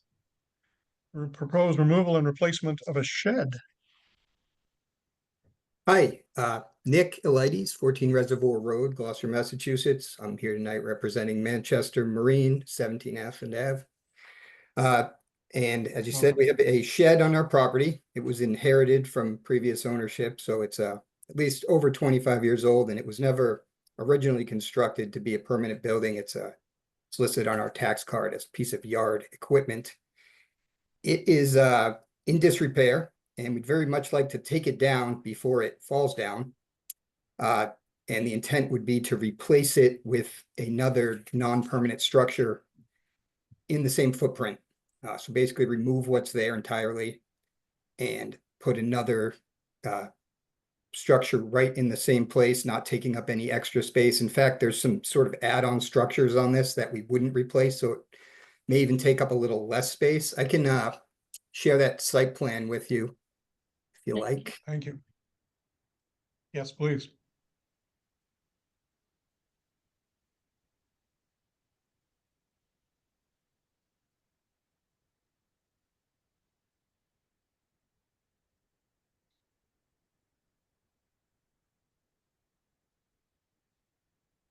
All right, are you guys seeing that? yes, thank you. Okay. So this is a site plan we had, I gave it to you for this purpose to, help with the visuals, but this is the structure in question. This little piece right here on the edge would be what, it's kind of this built on, they did to house some equipment. We wouldn't be putting that back on. So it would sit in this footprint. The approximate size of that is 25 by 53. So the total square footage of that area in red is 1,325 square feet. Inside of there is a dirt floor. It's gravel, so it is permeable. We would be leaving it that way. And this new structure uses anchors into the ground to secure it. So there wouldn't be any blocking or any kind of foundation that would have to go in place in order to install this new shed. And, when you detach it from those anchors, you can actually move it with our crane. So it's a truly non-permanent structure we'd be looking to put back in there. All right, any questions or comments from the commission? Nope. No, It's funny, when you said shed, I automatically thought of, a single family home would have a nice little shed where they put their lawnmower, a couple of rakes. This is Then I this realized- is not a nice little shed. It's you can see it from downtown from the park. It's definitely an eyesore. We'd very much, like that Yeah. to not be one of our facing structures to the community. Yeah, I think if anybody leaned on it, it might go over. Any comment or question from the public? This is Manchester Marine on Ashland Avenue.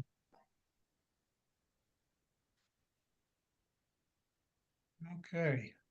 I guess my only concern is it's quite close to the bank of the harbor.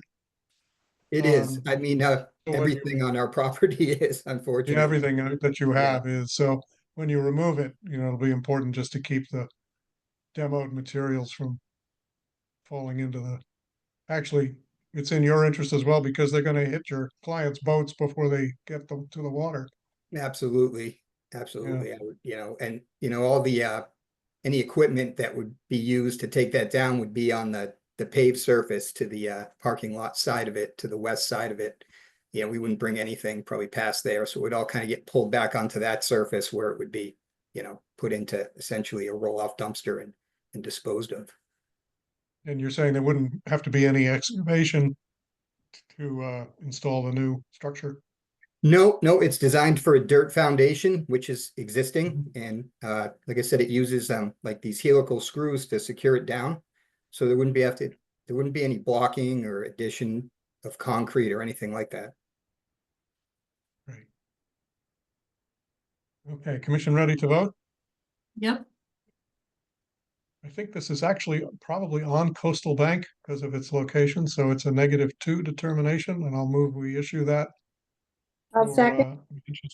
Manchester Marine, with the condition that any debris from demolition be kept out of the resource, out of the harbor. I'll second. Thank you. All those in favor? David, Hi. Henry, Aye. Gordon, Aye. Olga, Aye. Sari, Aye. and I am an aye. So it is unanimous. Thank you, Nick. Thank you very much. You guys have a good night. Thank You too. Thanks for waiting for us. No Our worries. final matter is a de minimis change request for DEP file 39-821, 15 Eagle Head Road, map 13, lot 44, Mary Ann Mukel. Somebody here Lolly is here. Good evening. Holly Gibson, I'm here on behalf of Ms. Mukel.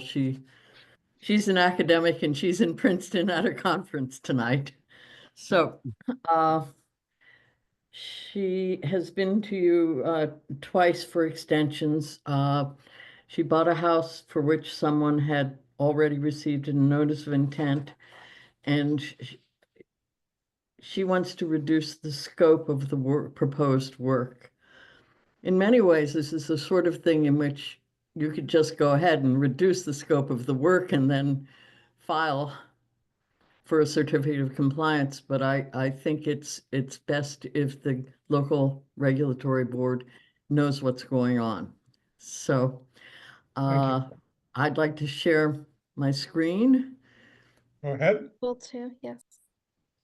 Oh. I can share now? Yes. Should be able to. Yeah. No. Don't want that. Okay. Here we go. She originally, the original owners of the property had proposed replacing a building that extended all the way through here and all the way up to. Yeah, we're still not. Oh, you're not We're seeing not it? seeing your screen, Lolly. Whoa. Want me to share All the what I think you're showing? Huh, interesting. So I should close mine. Yeah, because he's putting his on. Okay. Great. Okay, yes, that's the right one. Okay. The original, what was originally proposed was a building that would fill this entire space going all the way to the driveway. That had been a chicken coop, and then it had been an apartment, and it wasn't really a livable place. When Ms. Mukel looked at things, she thought, well, she'd like to have a nice shed. She'd like to have a studio for her art, and talked with an architect, and they came up with a smaller plan. So the building does not go all the way to the parking area, and instead of extending all the way across here, there's a terrace. It reduces the proposed impervious area by 440 square feet. Another part of the project was, if we can move down a little bit in this drawing, there, was to put a sunroom over here. And instead of doing that, she had the existing walls and stairs repaired and is not putting a sunroom and is not putting a deck on. And so that reduces the impervious surface area by 117 square feet. The project as filed didn't say anything about landscape. And so the one thing that this does do is it does exceed the original notice of intent. However, all of the things that we're proposing are allowed of right within a buffer zone, because one may plant a native plant of right within a buffer zone.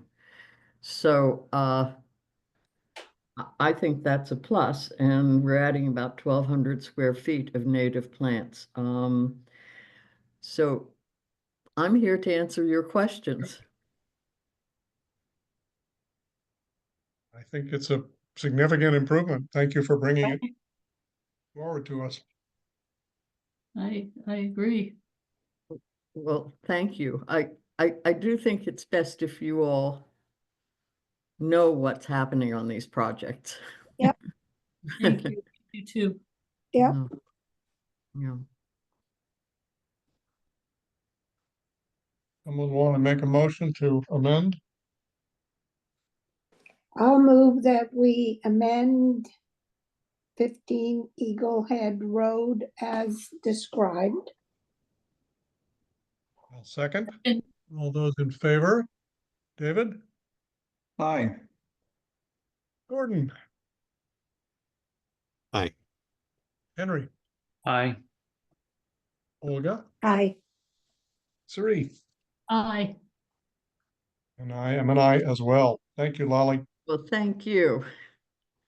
Bye-bye. Bye. Bye-bye. Keep up the good work. Well, thank you.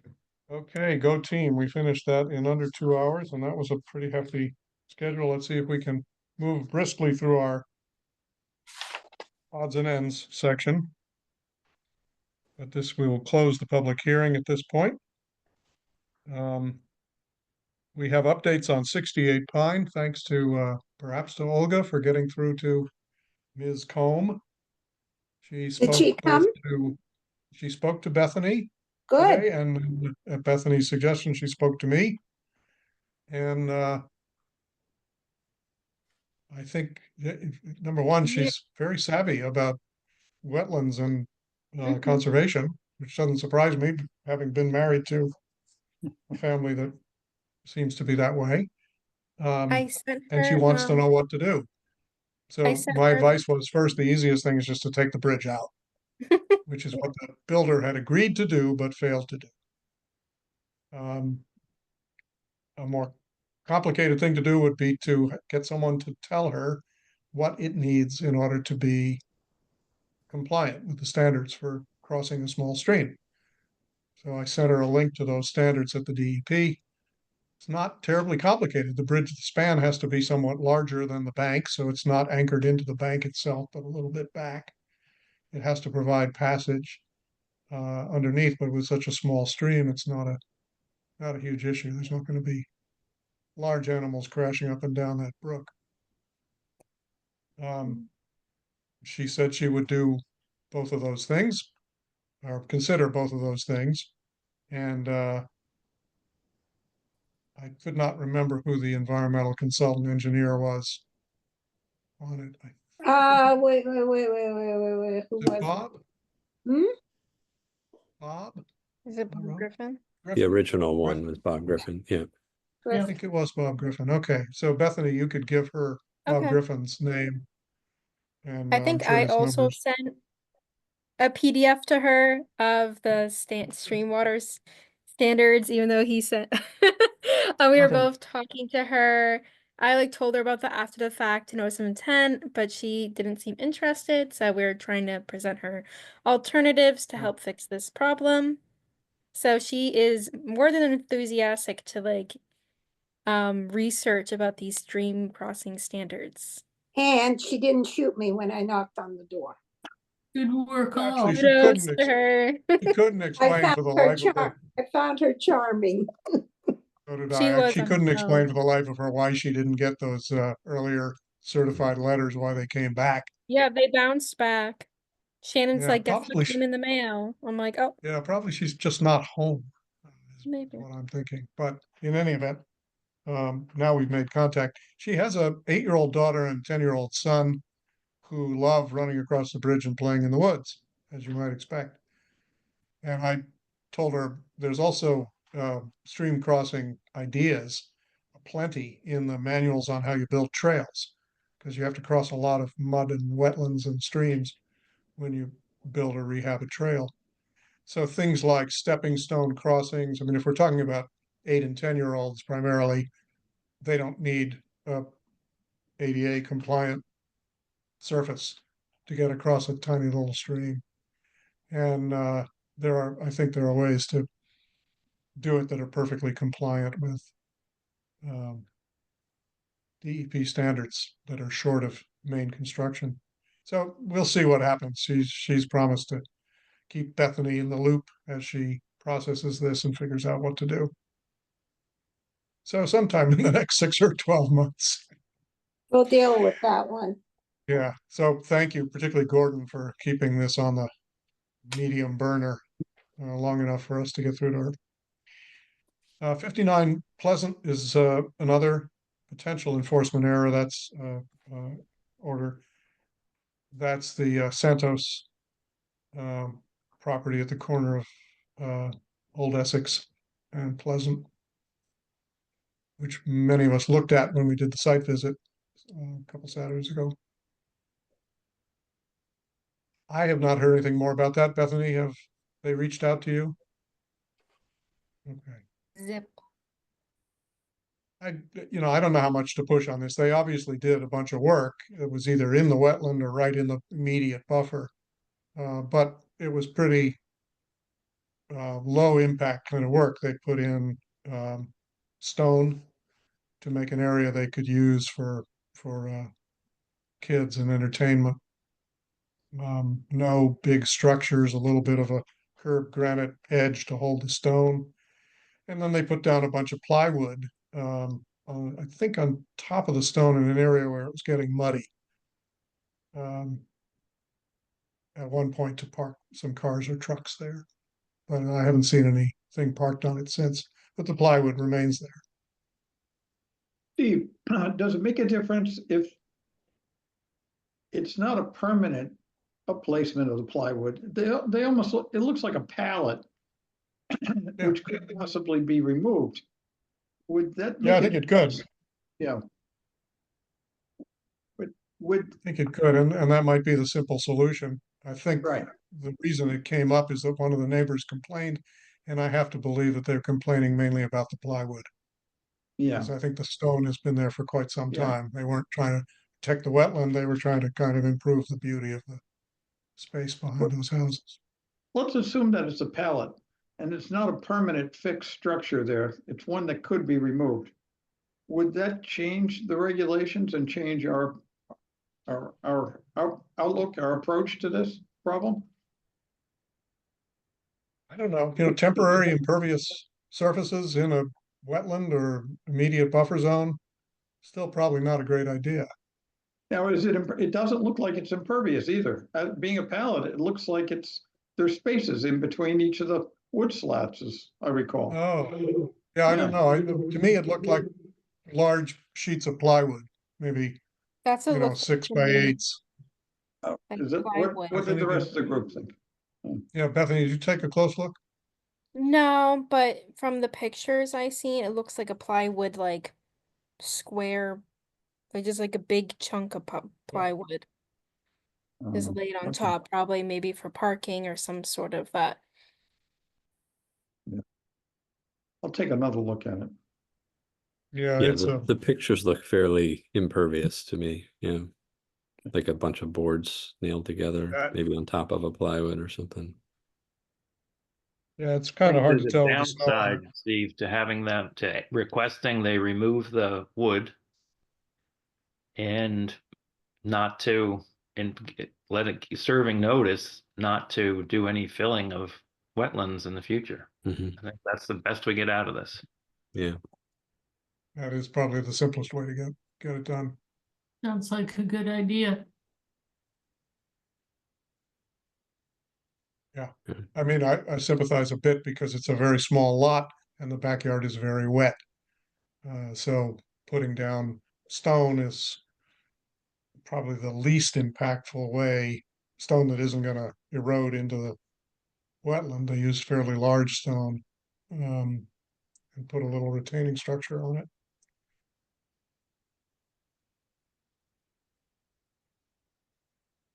All right, so unless anybody has a better idea, Bethany, can we ask you to convey to them that we'd like the pallets or plywood or whatever it is picked up? And if they plan to do any more work back there, like sheds or garage or things, they should definitely talk to us Or before even that. more, or even more rocks, I guess, right? They would Or come even to more us. rocks, Yeah. yeah. Yeah. Definitely Yeah. more rocks. I can like draft up a letter on Thursday. Great. We also had a complaint about 113 Ocean, which is the property at the corner of Summer and Ocean, right on Black Beach. It was formerly Adele Irvin's storied house, but somebody bought it after she died. And they have done a lot of clearing of the edge of their property that leads down along Ocean Street to Black Beach. It's kind of up against the area that Mike DeRosa has been revegetating in order to hold on to the dune, but it wasn't dune structure. And they really did kind of clear it out. I don't know if they cut down trees, but they took out all of the shrub and underbrush material and put down some kind of mulch. I think the neighbor was concerned that they had gone onto town land beyond their property line and continued their clearing. And I don't know whether it was in order to get a better view or just to kind of clean up a messy corner of their property, because it looks like they've made it very, very tidy. But the GIS map would tend to confirm that they're on town land as well as their own land. So one way or another, it's a violation of some wetland thing because you're not supposed to work up to coastal bank like that without letting us know. Did you get the permit thing I sent you that I hunted for? No, tell me I about it. emailed- They did say I they had some em- permission.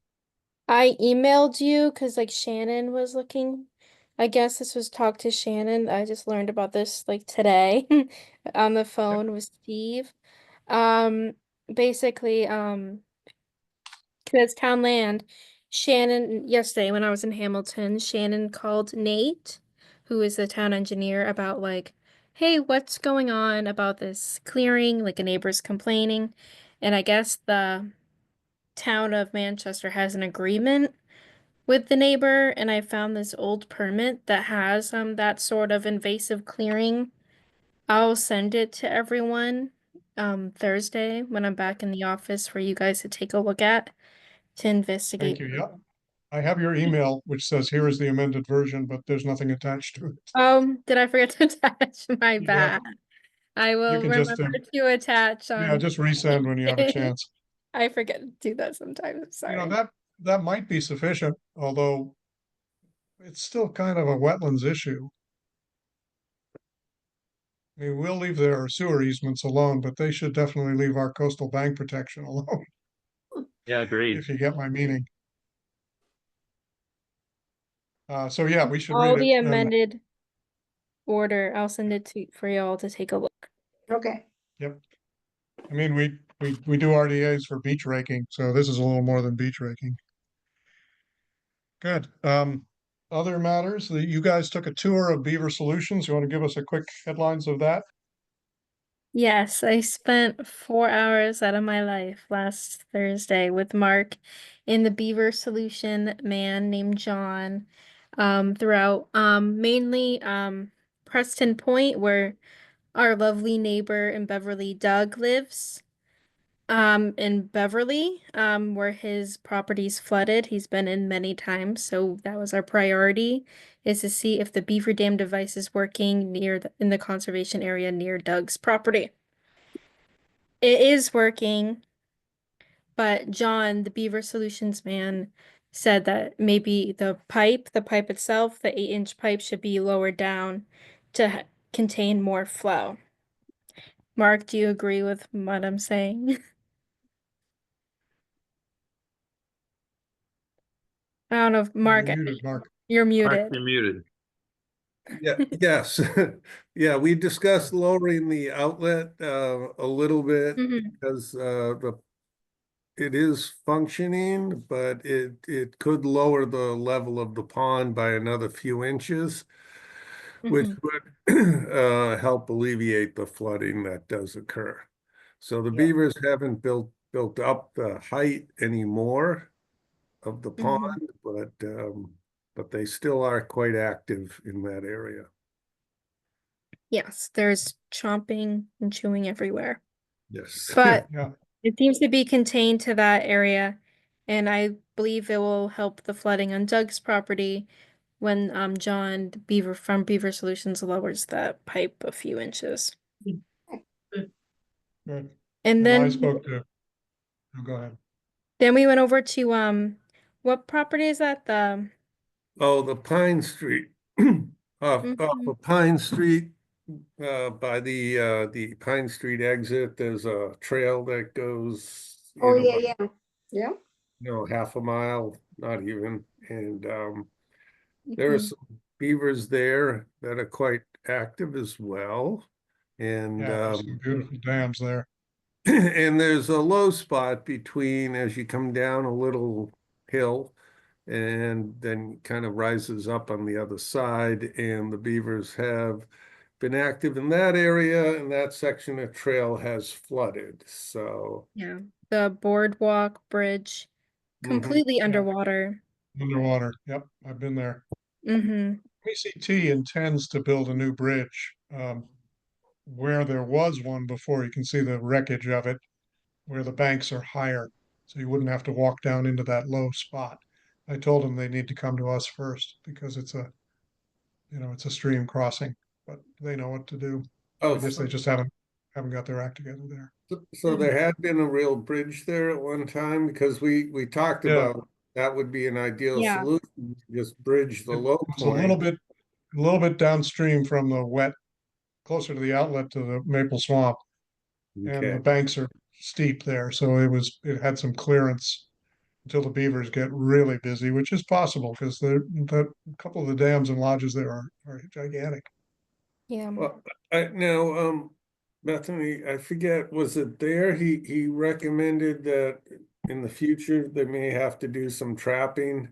Yeah, that is where he was talking about either the beaver deceiver vice, or he was talking about trapping the beaver, as it seems to be they keep building and building. That's one of the more bigger dams that we've seen on our site visit, and it seems to be, and there's potential for flooding of the major roadway. That's what he said. I don't think so because the water's moving the other direction. It would flood up into the Gordon Woods. Yeah, but does it ever cross Pine Street? He seemed to indicate it flooded. Yeah, there was a problem with a blockage at the other end of Maple Swamp, the outlet at the southwest end of Maple Swamp. But he's got a deceiver in there that's worked fine for 5 years. Okay. Yeah, that at that point the water was coming up to the level of Pine Street, and everybody was getting kind of nervous, and it was just the beavers doing their usual thing. But that was the outlet. This is the inlet to the Maple Swamp.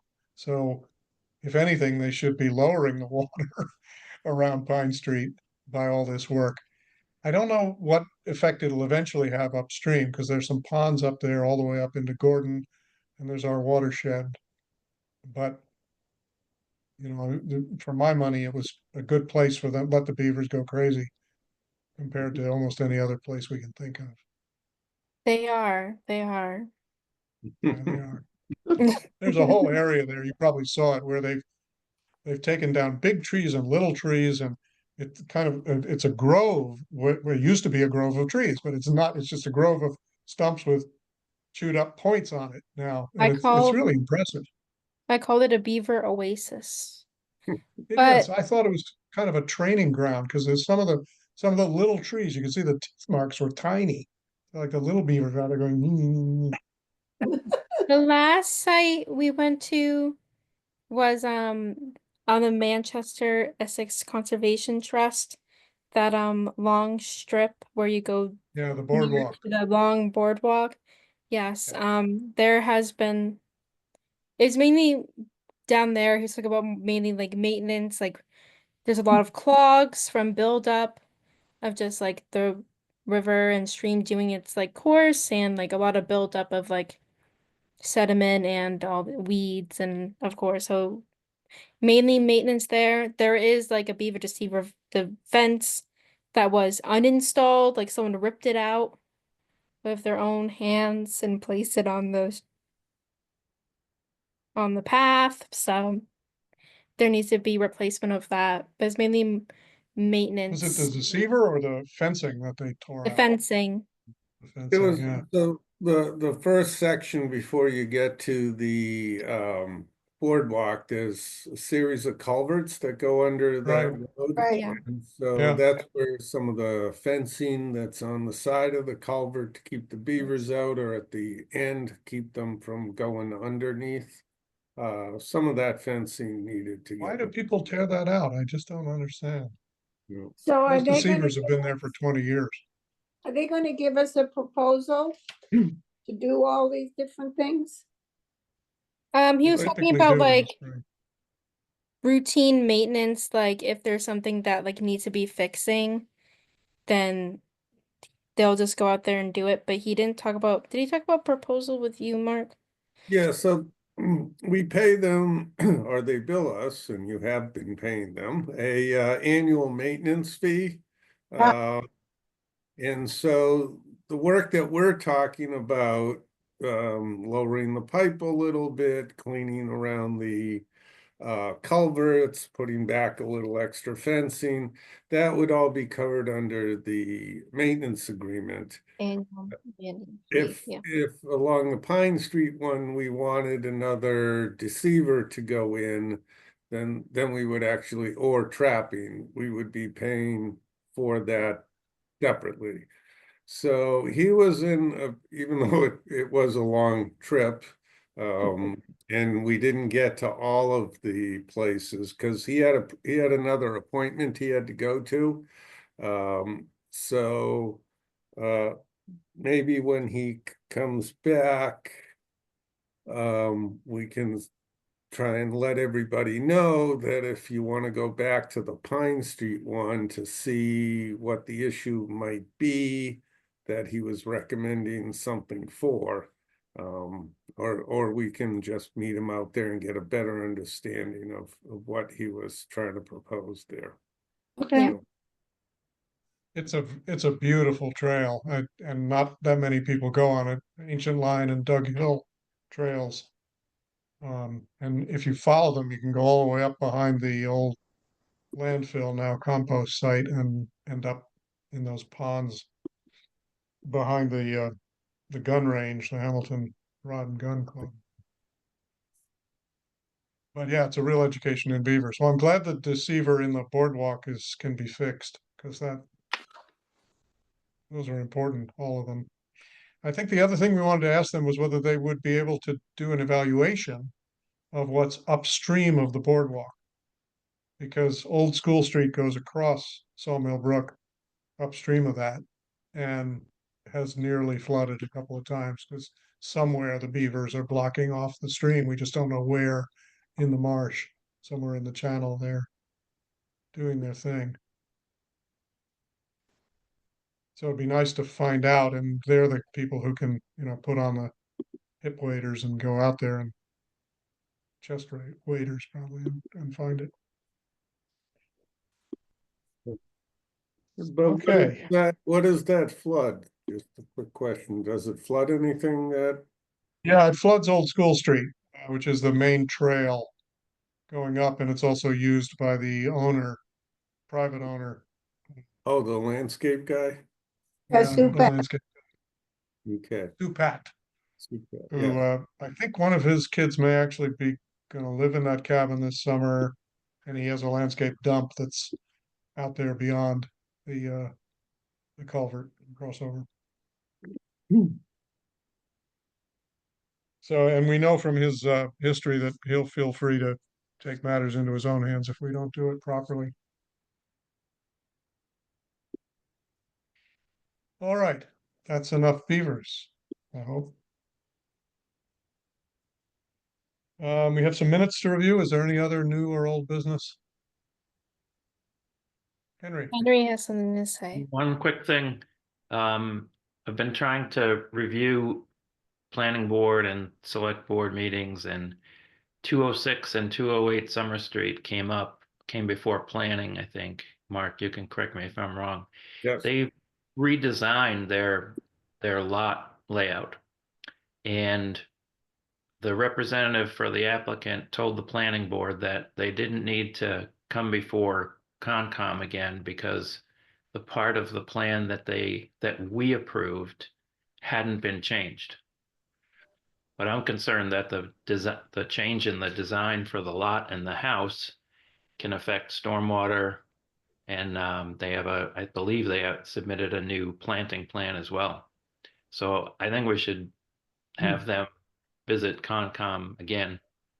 yeah, Anybody have thoughts? Yeah, Well, agreed. They're certainly making a Agreed. mess. Yeah. So my understanding is that since they moved the house outside of the 200-foot area from the vernal pool, they are not moving and making any adjustments to the house location or the driveway that you saw. And the planting plan above the driveway, which is the restoration, within your jurisdiction. Yeah.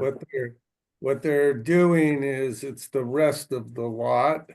So the planning board's looking at the grading along the downhill side of the house, which is kind of toward the common road, the road going in, and looking at a planting plan for the kind of the open lower area, and a wall location that they need a retaining wall at the beginning of the driveway, because that's where the septic system is going, is in that front corner of the property. So those are what they're doing. The planning board's also requiring them to get a stormwater permit under our new stormwater bylaw. So that will be a condition that they follow up with Public Works and receive that permit. So, but what you have approved under your order of conditions is not changing, is my understanding. right. Well, there are two orders, one for the house and driveway, which is the most recent one, which Right. we, at our urging, they relocated the whole thing considerably. The other one is originally for the driveway, which is in buffer zone to BVW, just off the driveway to the west. So if they're putting in a septic system and other things there, they'll probably need to come back to us. In addition, they have a very large number of boulders the size of Chryslers or Mack trucks in there. And I'm wondering what's the disposition of those? How, I assume they're not going to put them in the wetland. They're going to blow them up into little pieces and take them away. So they're gonna use some of those on the site as kind of grading elements. And I don't know what they're gonna do with all of it, so, yeah. That I'm not entirely sure.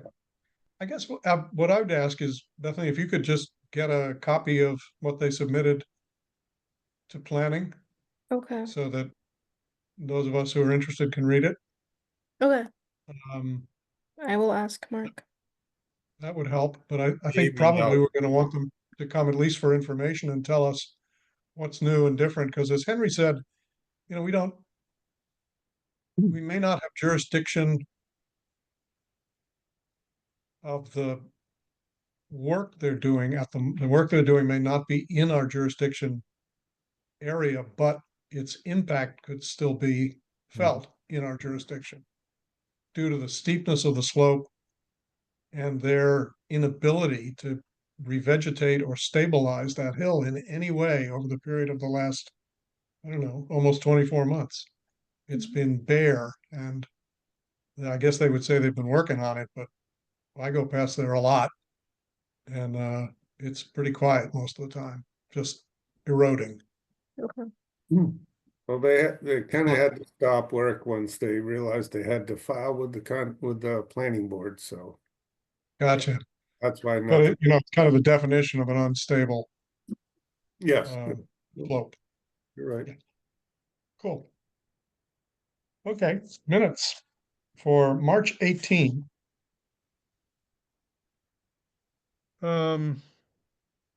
So They're much improved. Shannon, if you're here, if you can hear us.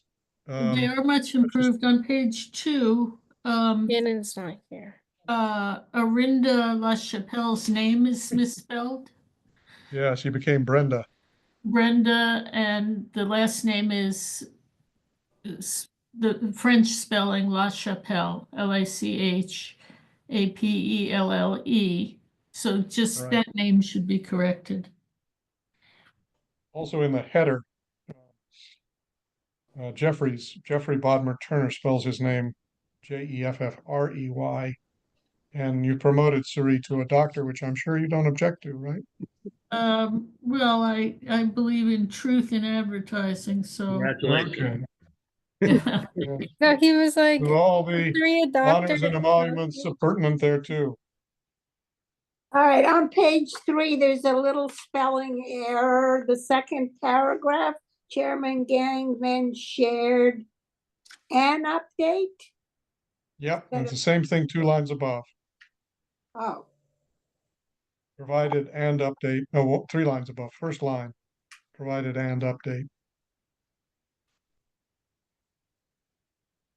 And given who was attending, I think the discussion of approval of minutes, the last person was probably Dr. Bodmer Turner, not Mr. Turner.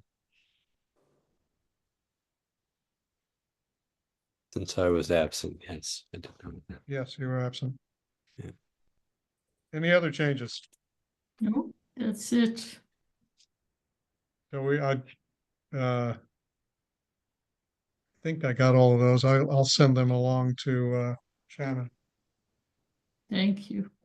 And Bethany, just in anticipation of the 3-week deadline, 21-day deadline, can you draft up some special conditions for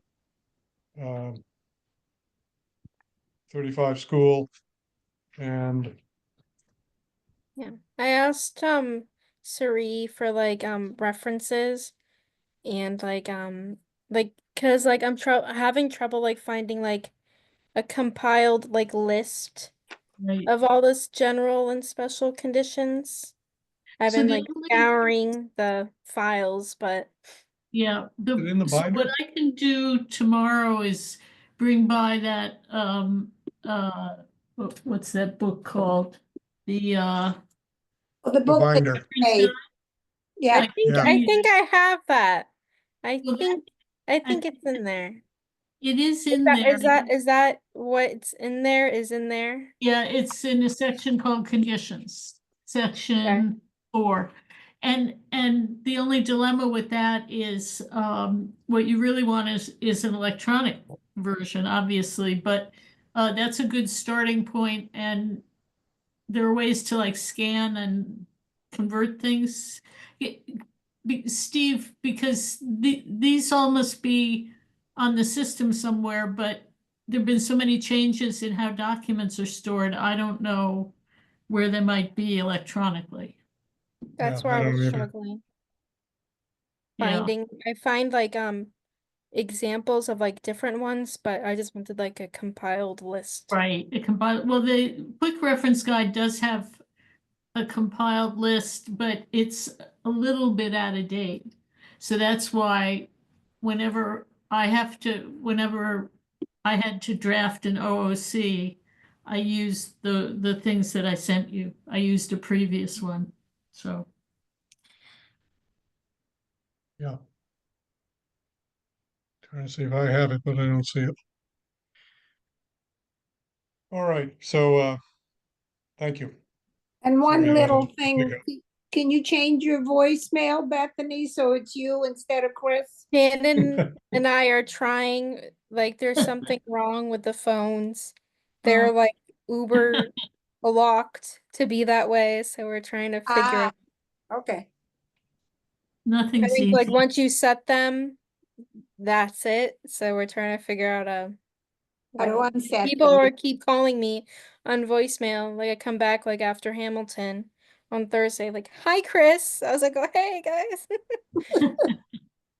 So Okay. Also, everybody say a little prayer for Jeff Bodmer Turner, who had some surgery that hasn't gone perfectly, so he's sidelined for this meeting. Hopefully that's it. He'll be back soon. I'm sorry to hear that.